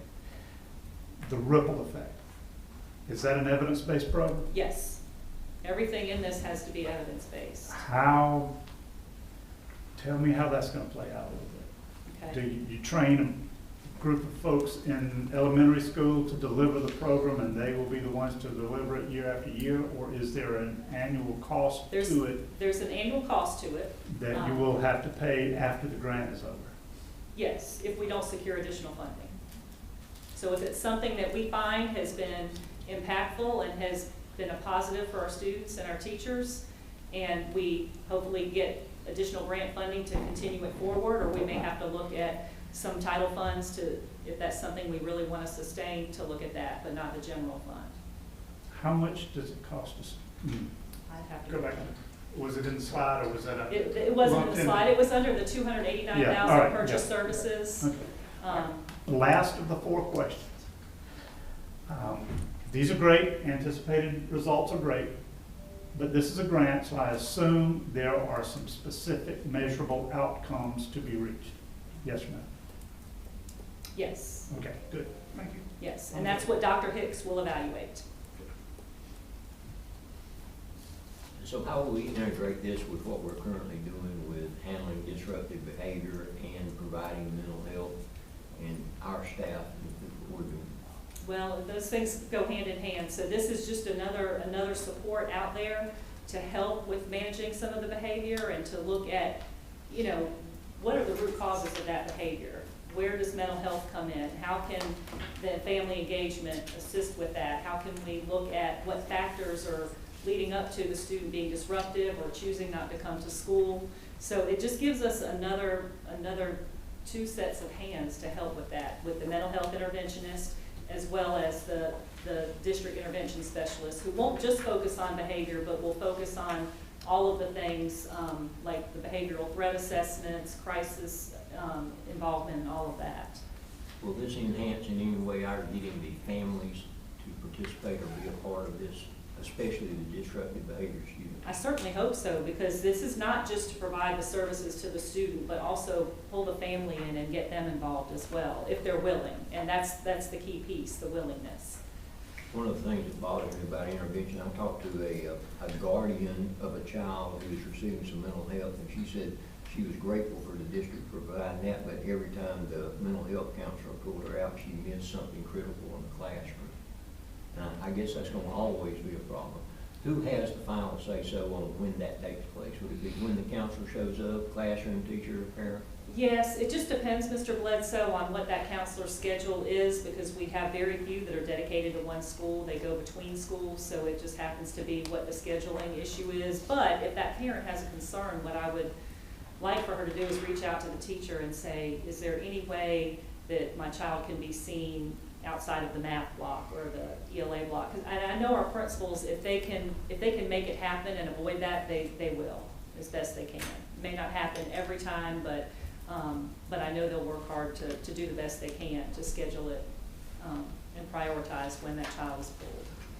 Ideally, it would be during, enrichment or during, well, I don't even want to do it during academic arts, because, that child may really need PE. Everything's important at school, unfortunately, or fortunately, however you want to look at it. It's hard to choose.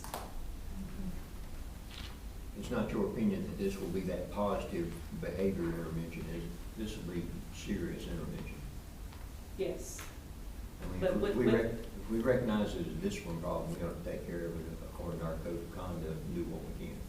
And the statement, I think you said it, maybe Ms. Temple or somebody, it's happening earlier. Before we deal with it at alternative school, now we're dealing with it in elementary school. I'm trying to get ahead of it. Good. Thank you. Thank you, that's good. Ms. Ross? All right, at this time, we will review the report cards for custodial services. We are down slightly in some of the scores, but we're holding at a C at most levels. Good feedback, good comments. I think we are suffering a little bit from a labor shortage in some of our buildings. And then again, back to the equipment.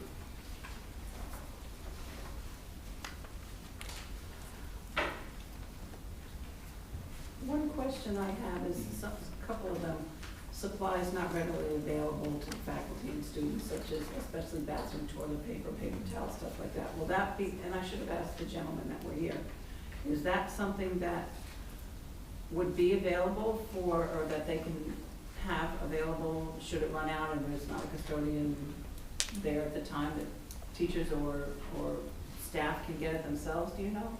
I mean, it's housed there at the school for the most part. I mean, they do have times that they resupply.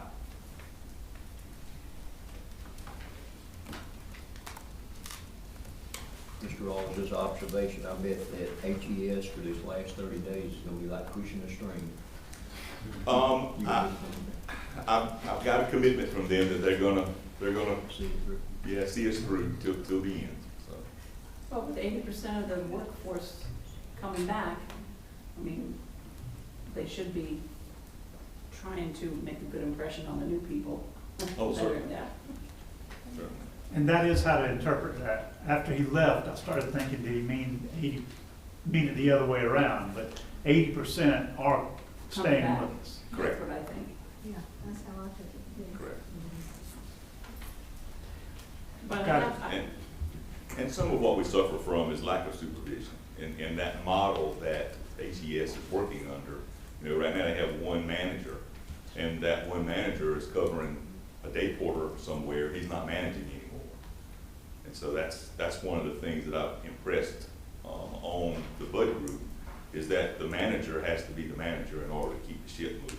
And Not the so sub. he's going to need support when he's down labor. And I think that's what the budget group is poised to provide for us. They're not necessarily local, but they're not far away. A technical question.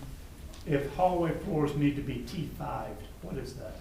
That is an electric scrubber, battery operated scrubber.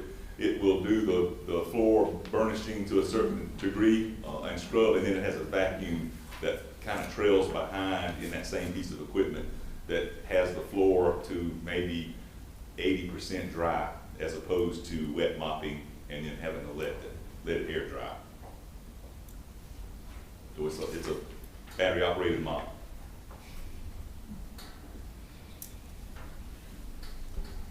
It's a very good piece of equipment for keeping corridors squared away and looking good. Next, we'll move into the work order report with new requests at 40. We completed 449 work orders. The average age of those work orders were 6 days. I'm happy to report that right now, total open, well, on the 20th, a total open work order stands at 166. That's a pretty low number for us. With those average average work orders being 28 days. Well, I have a bizarre question. Last month, there were 318 open. So we're down 152 on the total open to 166. So I would say that those 152 were accomplished, plus 40 new requests, that's 192. How are we getting 449 completed requests when there are really only 193 out there? We've closed the opens and we've done the news. Right. Well, some of those are PMs that get done that aren't necessarily reported as a new work order. As far as a work order that gets put in by an individual out there in the building. Some of these PMs are purposely set in the calendar and they just generate. For instance, checking fire extinguishers. We have to do a visual check of each fire extinguisher in our district each month. It's not a work order that's put in by a person. We put it in the calendar, and the calendar generates that. So that number of completed work orders includes those preventative maintenance work orders that we cookie cutter into the schedule. Okay. And I'm assuming, just when we had that meeting Friday, they had said that all the air filters have been changed, so that would be the same type. That would be the same thing. Each quarter, well, we move through the school district when we're fully staffed with whatever particular buildings that fall into this month's filter change, we change those. But then in 4 months, we're back in that same building changing them again. And so there's a 4-month schedule that we just repeat. So that's something that I'm gathering some information on for Dr. Anderson and I to discuss with such limited amount of manpower that we have now in our HVAC department as to what that looks like for us going forward with our preventative maintenance. And when I say preventative maintenance, that's going to be our annual cleaning, checking all the equipment, that your filter changes, cleaning the coils, those kinds of things, because that stuff's not happening at the rate that it needs to in order for us to extend the life of our equipment.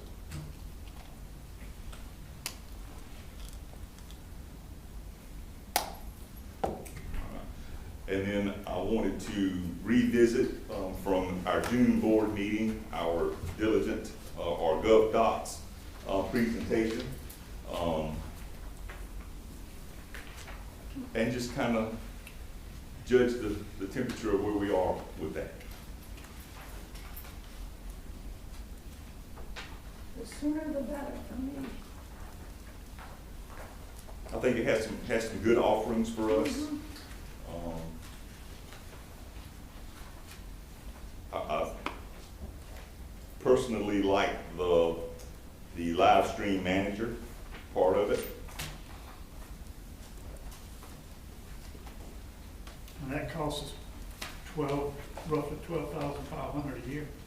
I think that's total, yes. But the database of all the collected materials that are in the agenda are right in one place, right there, it's with the video, with everything.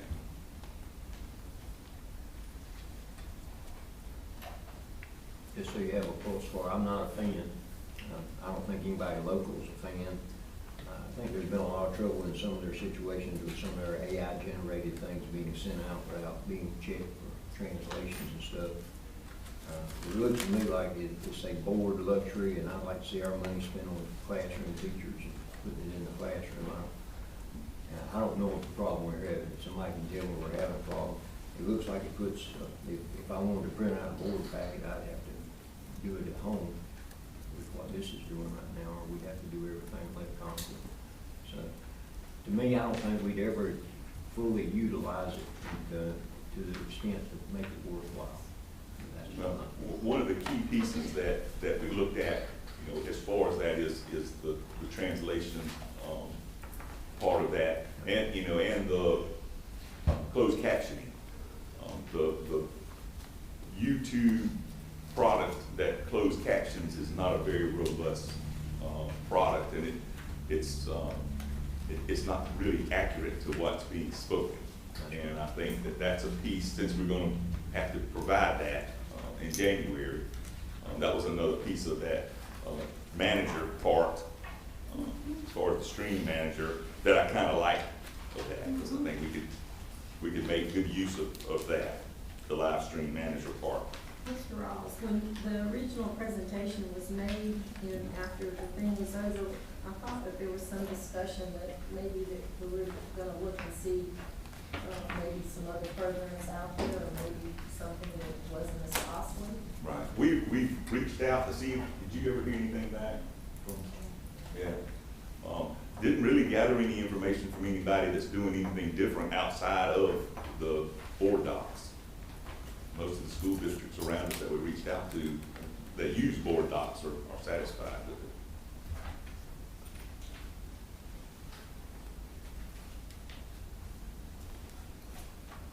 I wonder what we could save on reams of paper and colored charts and everything just by having it. Well, I mean, there's some cost and labor in that. Mm-hmm. I think we're probably one of the fewer school districts, at least from going to different conferences, that are not using Streamline. I think we're a little behind on that.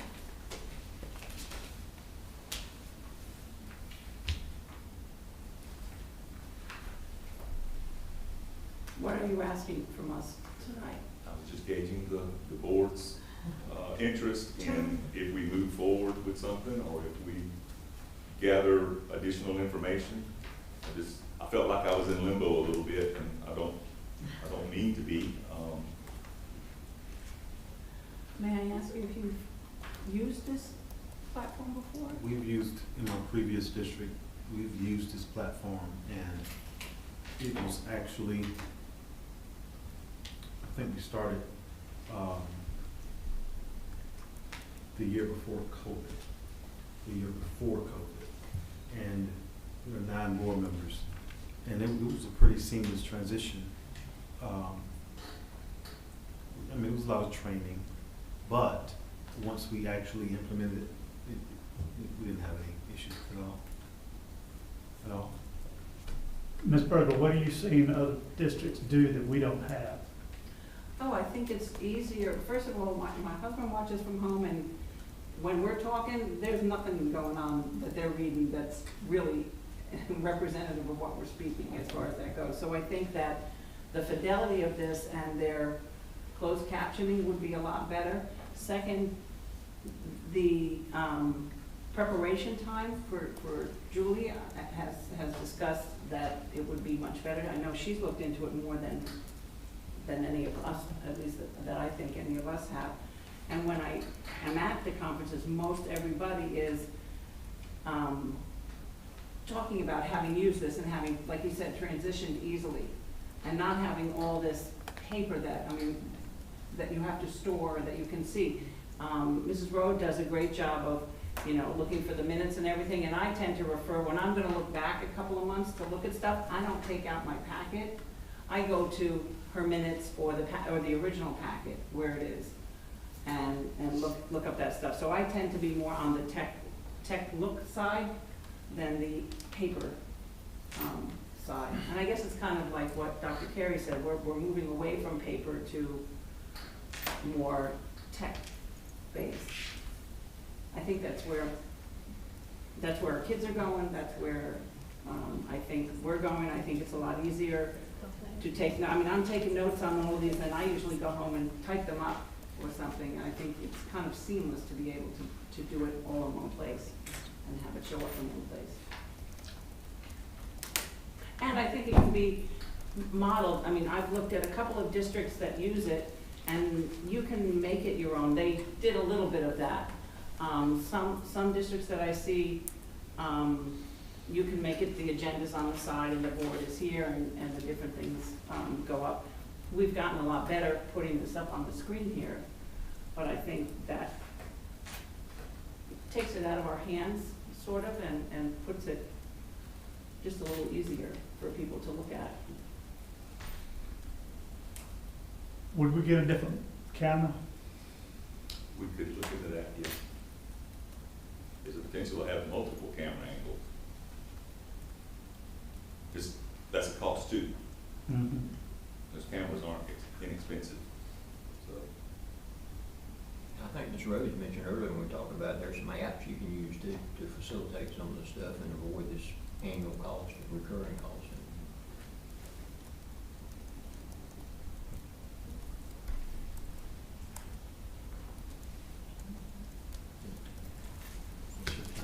No, you don't want Miss Met's pleasure. I'm a paper girl.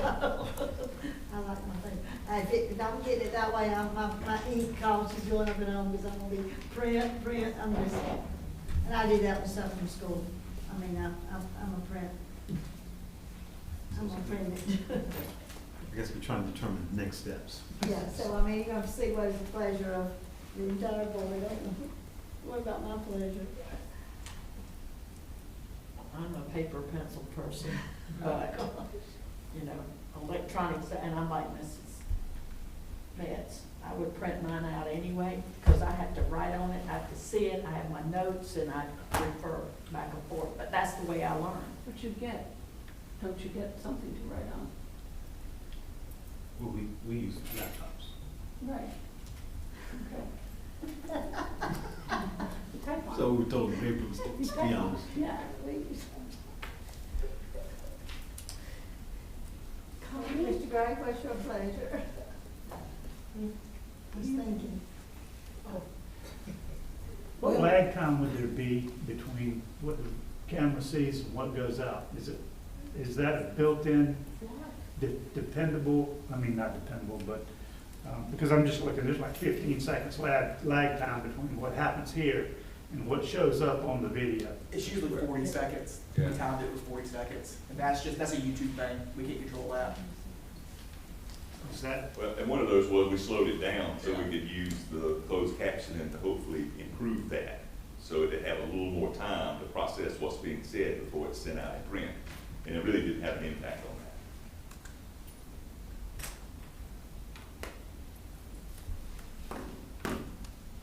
Do best was, you know, for our students, our teachers, our community members, and like I said, that's a personal thing with me, like with Ms. Metz. I have to write it, I have to see it, I put it, even, and a lot of times to, you know, that's just what I do.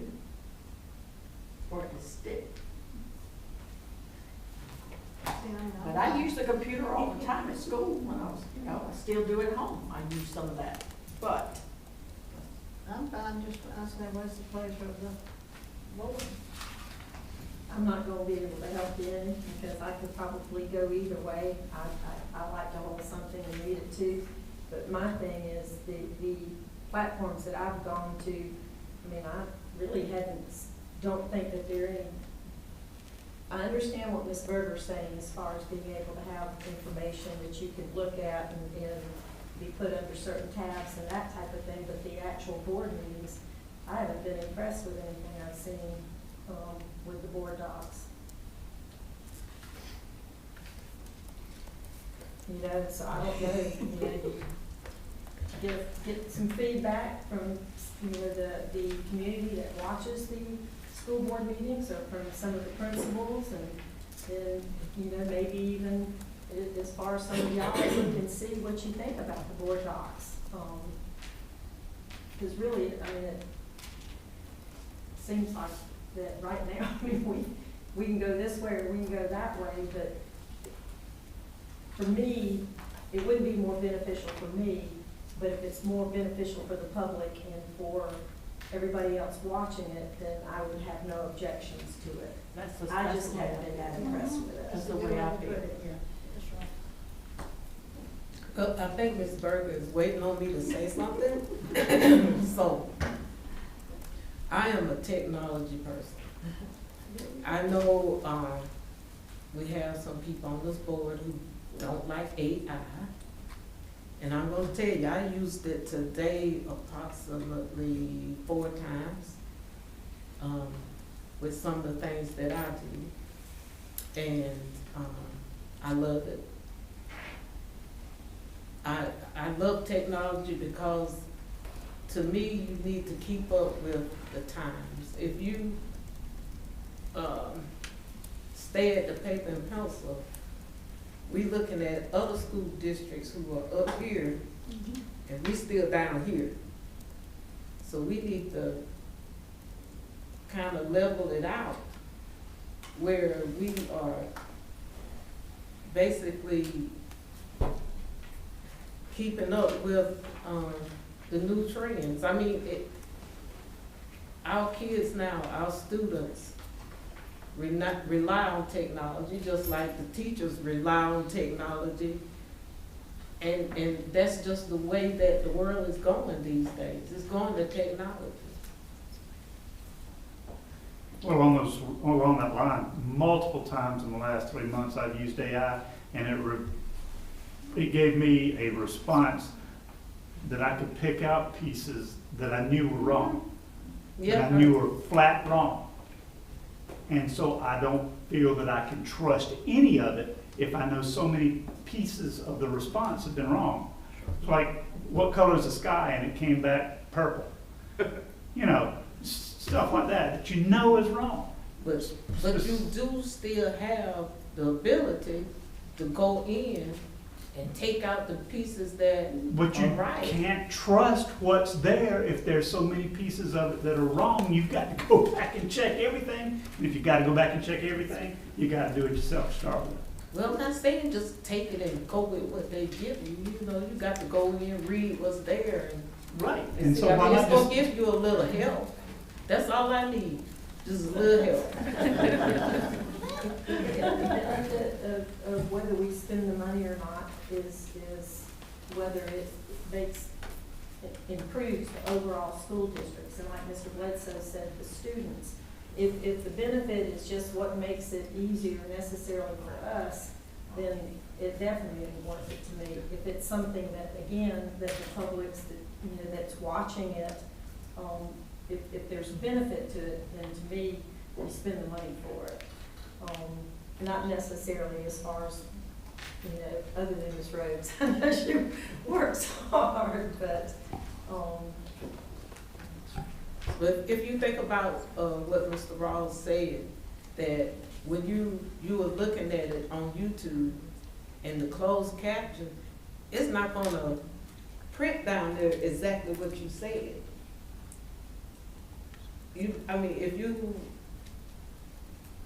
I use YouTube a lot, you know, for presentations for students when I'm doing like classroom guidance. And if you put the closed caption down there, it's not gonna be exact. So if the board, if it will clarify everything that we do here, then we need it. Right. Well, I guess it would just be a matter of opinion on whether it actually clarifies things or not. Because the only complaints I've ever heard about our live streaming was when we switched cameras and it went to wide angle. And that everything was so far off that they couldn't tell anything, you know, weren't exactly sure. But then when they brought it back in the focus, I mean, people seem to be pretty content with what they're seeing.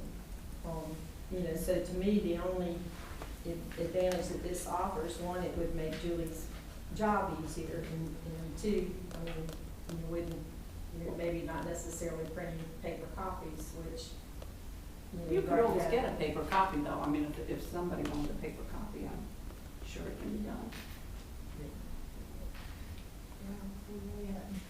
We've said, No. answered Mr. Rawls' question, how we move on and proceed.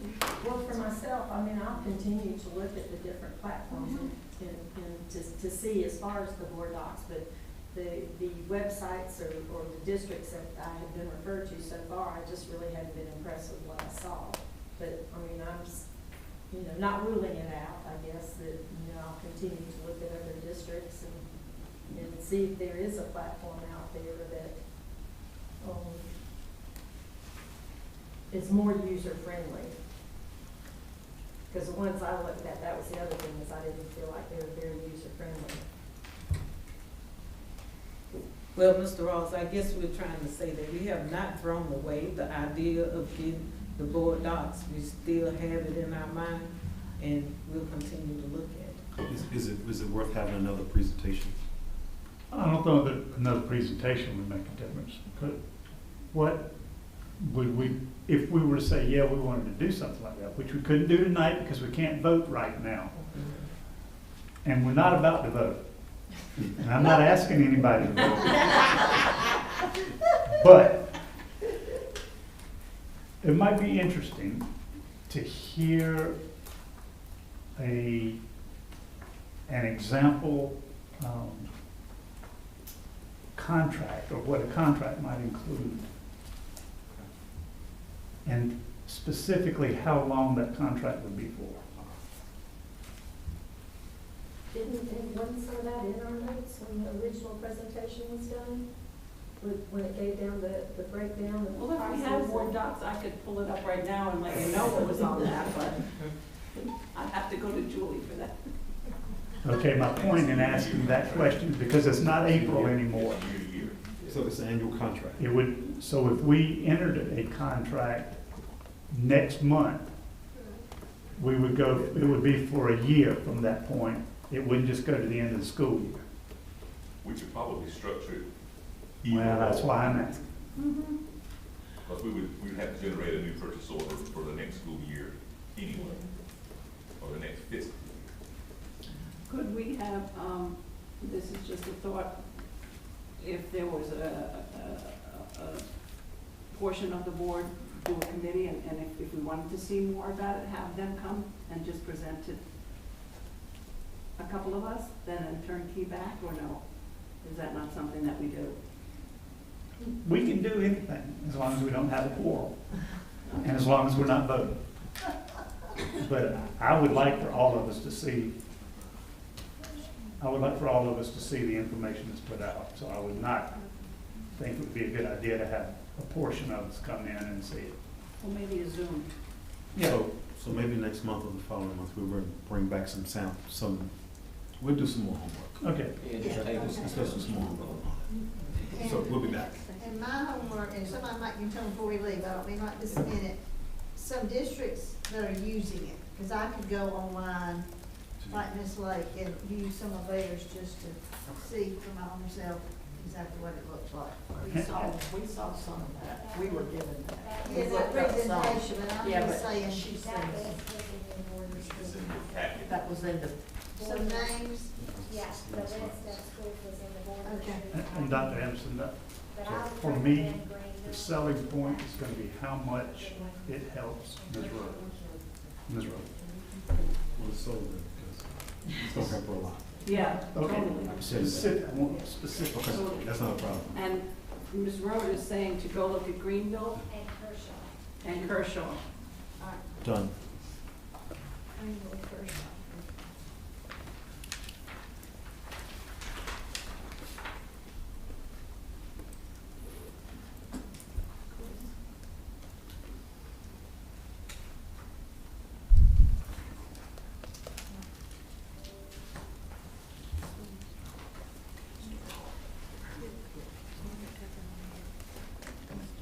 Mr. Earl? Gotta get that.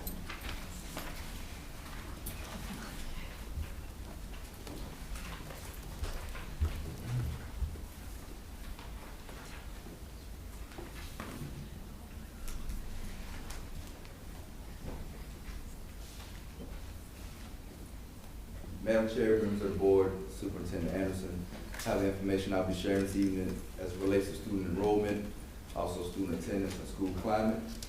Your first slide, I'll be presenting looks at our 45-day enrollment. Don't get caught up in the bars, the differences in those two. I just want to make sure there was a discrepancy between the two. I'm glad you said that, because when I just looked at the bars, I almost had a heart attack. I thought we lost half of our population. Right. No, it's only, we're only down 61 students from last year to this year, okay? So I just want to make sure I made a note of that. There's no background numbers on this, like I said, it's more for a visual.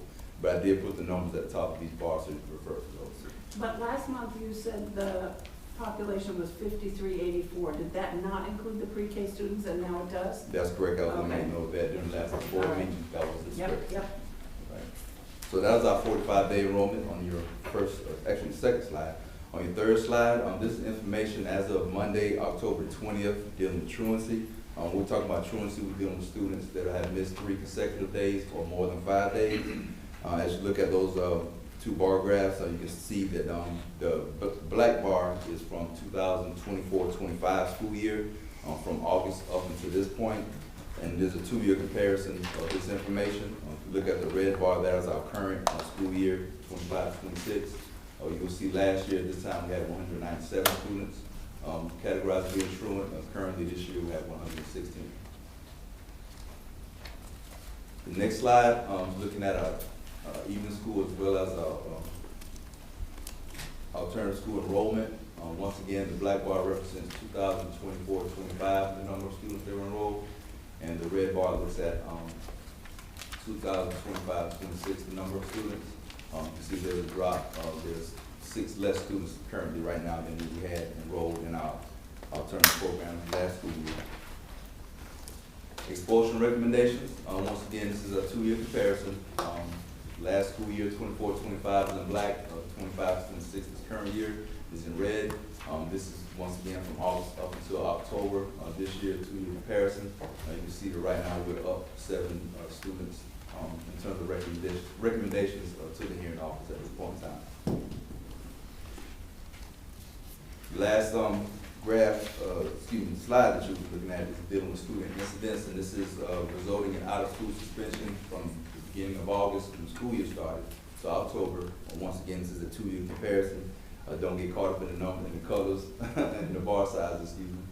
We had last year at this point in time, we have 189 for the 2024-25 school year. This year we currently have 226 for the 25-26 school year. That's the number of incidents. And I do want to make note, we talked about Hurricane Helene earlier this year, earlier tonight. We have to think about that. That was about 6 days worth of school that we missed, so that probably plays a role in some of the comparisons as well. So it's not the things that are going far left or anything, it's just, and this data also has, you may have some students that are repeat offenders that have missed. So all of that information, just take that into consideration as well. This concludes all the information I have to present on the Student Services Department. Try to answer any questions best as possible. Mr. Earl, have we really expelled 27 students? I'm sorry. Have we really expelled 27 students? No, sir. That doesn't mean they've been expelled. What's slide number? Expulsion. Okay, that's a recommendation to the hearing office. So they could end up going back to the school on the behavior contract, they could serve suspension, they could be sent to the alternative school, or they could be expelled, you know, so those types of. Could you wager a guess as to how many we actually do expel? I've been in this role 4.5 years, roughly, expelled 2 students total. When I say expelled, no access to education. Practically non-existent, we don't have that, we don't use that tool anymore. If it's necessary, we would, but it's not, a lot of times it doesn't elevate to that level.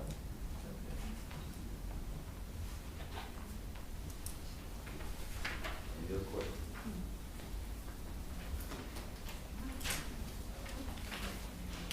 Thank you.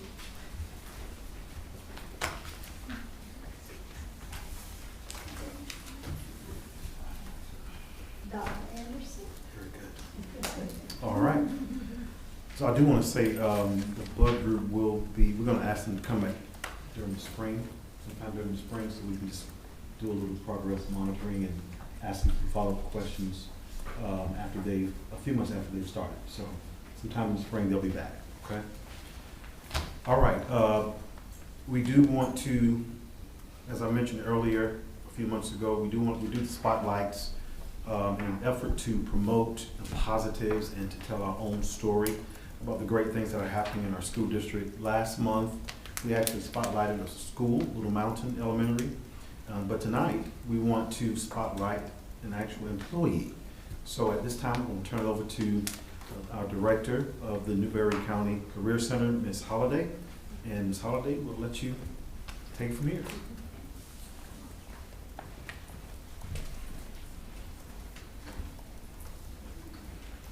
Good evening.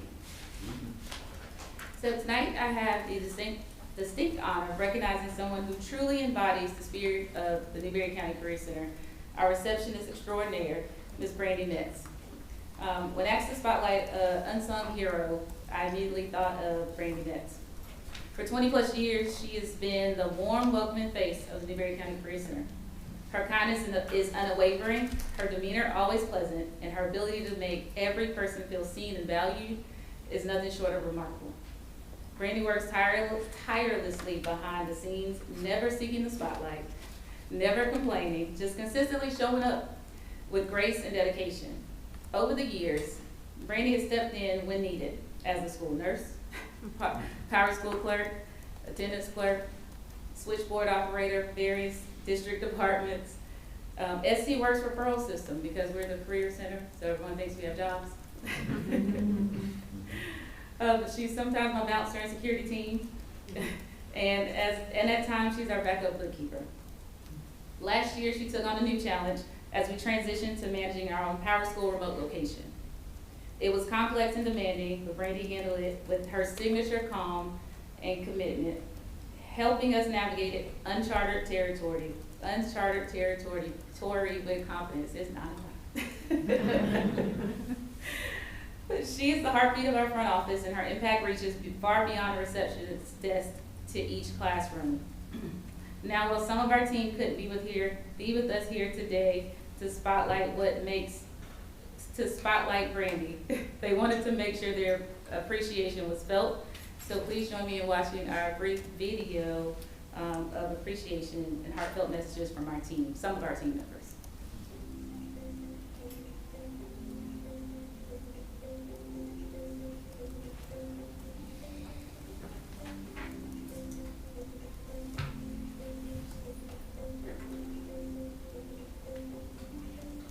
Hey, Ms. Metz, congratulations on this honor. Thank you so much for making me feel so welcome, for always listening to my random comments and make me feel heard and seen. Every time I walk through there and just stop to talk to you for a long time, you've been one of the my most favorite people that I've met here since I've been in Newberry County. So thank you for being such a hard worker and such an expert in your field.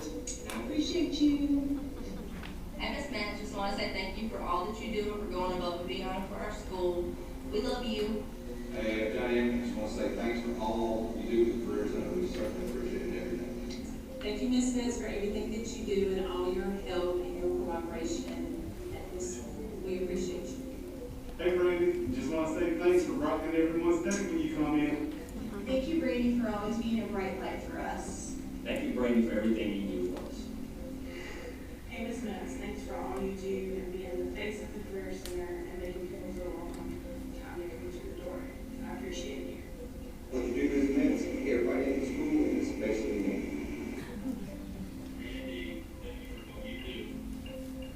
Hey Brandy, thanks so much for all you do for us at the Career Center. You are the glue that holds us all together. Thank you. Ms. Betts, thank you so much for being that friendly face that everybody sees when they come through the door, and for all you do for the staff and for us as teachers. Thank you so much. Ms. Betts, thank you for everything you do to help keep Newberry County Career Center on this week. Thank you, Brandy, for being such a great person. Bright smile when you come in the morning, and thank you for everything you do for the faculty staff. I appreciate everything. Thank you. Ms. Betts, thank you so much for all you do for the Newberry County Career Center. You are the face of our school. We are so grateful for all that you do each day. Thank you.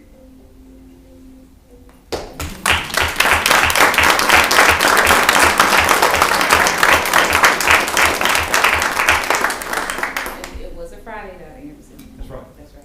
Well, Ms. Metz, if you don't mind, yes, stand for us, please. Let go high.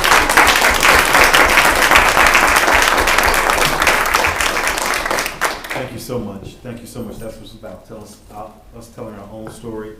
And again, congratulations, Ms. Metz. Congratulations. I'm going to go very quickly through these quick highlights. Nonetheless, though, Superintendent Chad was last Friday at Mid Carolina High. There were a few of us. We were there for 45 minutes. Very good conversation. Looking forward to our next one.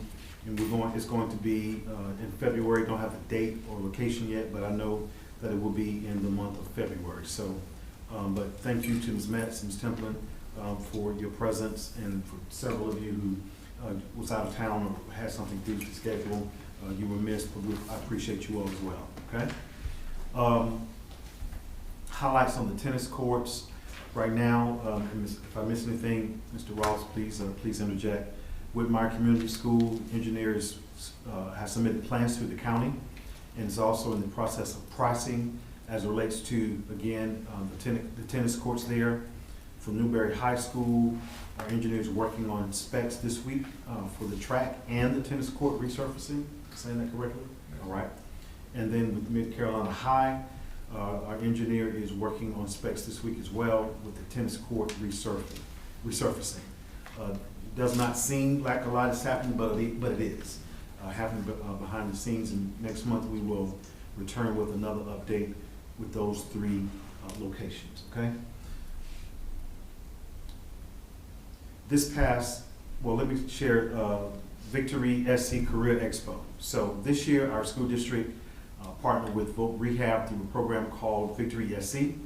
This program provides districts with opportunities to receive financial compensation through hosting events or planned activities within the classroom for students with exceptional needs or potentially eligible students. On last Thursday, our very own Office of Special Services and the Newberry County Career Center, once again, partnered and hosted our very first Victory SC event, which was great. This event included students from all three of our high schools, and they participated in the Youth Science program, which is actually a program that allows students to go through a series of questions to ultimately determine their aptitude and show them different careers that will be the best fit for them moving forward or in the future. Our students also spoke to potential employers at the Career Center on last Thursday, and then they actually returned here, came over to the boardroom, and we had some over at Newberry High School, and they received a little motivational speech and some words of encouragement from Ms. Holliday, Dr. Christmas, and myself as well. So I wanted to congratulate all of our faculty and staff that participated on this past Thursday. Ms. Holliday as well, Dr. Christmas, to all of our parents and all of our students that were present and participated. We really, really enjoyed it, and it's going to be very helpful. But this is just the beginning, the first event of many to come. Am I right, Dr. Christmas? Right. We have a lot of things in store for helping out our students. So congratulations to them. Newberry, did I skip something? Wait a minute. All right, I'm still on track? Yeah. All right, I'm going fast. All right. On last Thursday, Newberry Middle School football team, want to recognize them, another undefeated season, and they secured their 5th straight Lexington 10 South Championship. The Tigers will now compete for the Lexington Championship for the 5th consecutive year at Lexington High School on tonight. Under the leadership of Coach Troy White, Newberry Middle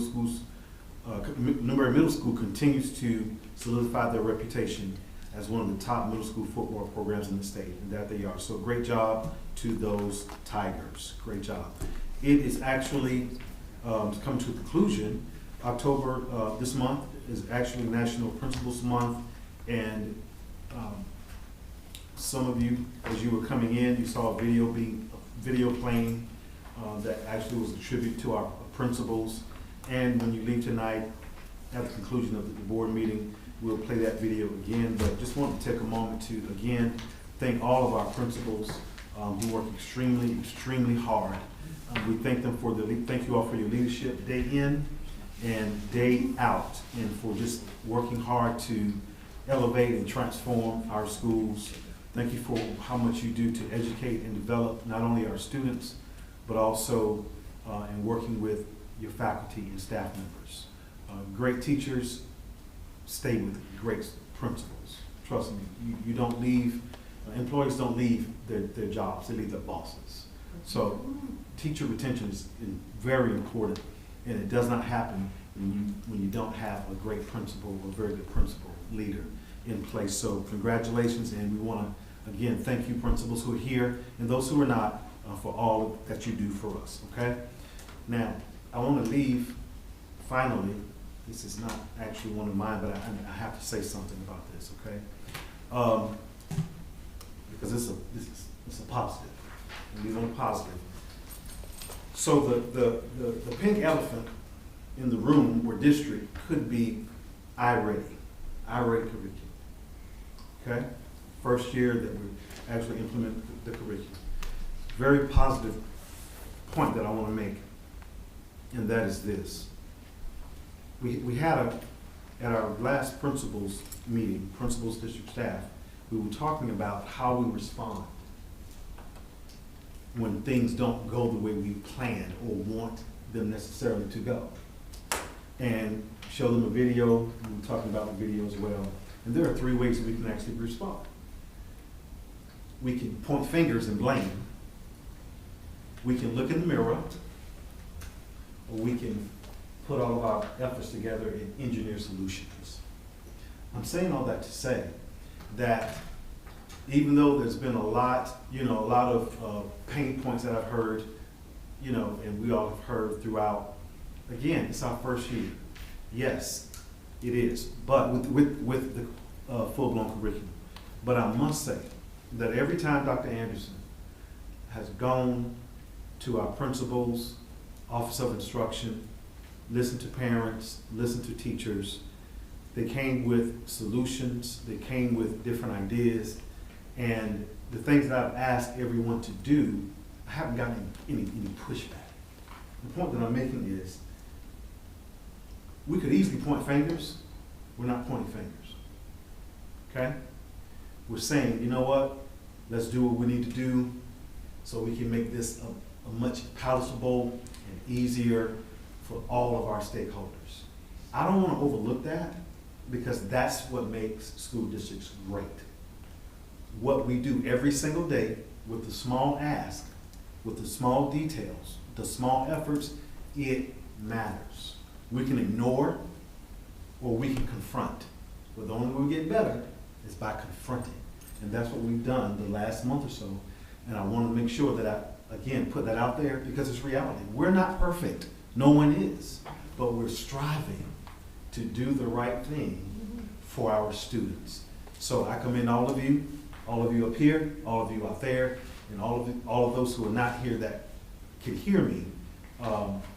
Job well done. We're going to keep pushing forward. We're not going to be stagnant. We're not going to see the house burning and do nothing.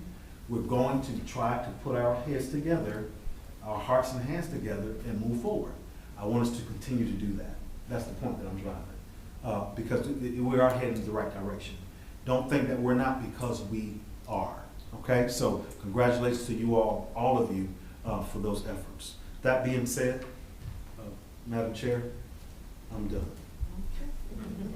Go ahead and get back You out. remind about November? November. I can do it. The November meeting Yes, is moved up because of the holidays, Yes. so our next board meeting is November the 17th. Okay, and do I have a motion to move back into executive session? So, Second. All those in favor? Aye. We'll be back.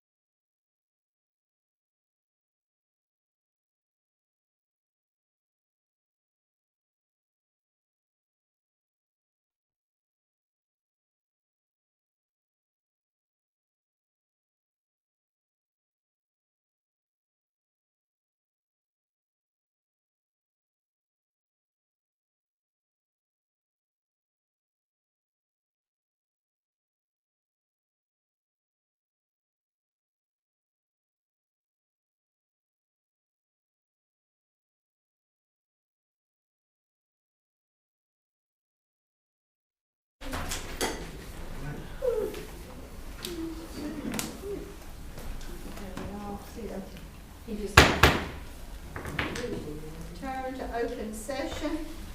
Is there any action on executive session? Madam Chair, I move that we accept the administration's recommendations for hiring. Do we have a second? Second. All those in favor? Also, Madam Chair, I move that we grant employee A and employee B requests to extend their FMLA leave to 30 days. do I have a second? Second. Mr. Gray, you got any comment? Was it 30 days for employee B? Was it 30 for both of them, Dr. Jenkins? No, it was to November 10th. Yes. For B. That's correct. So 30 Then days for came A back, it's and still 30 until November 10th for B. Correct. Thank you, Mr. That's what Gray. you said, right, Yeah. Mr. Pleasant? So everybody understand the motion? You 30 wanna days for redo A, it? November 10th. Yeah, let's for B. redo it. All right, let's do it, all right.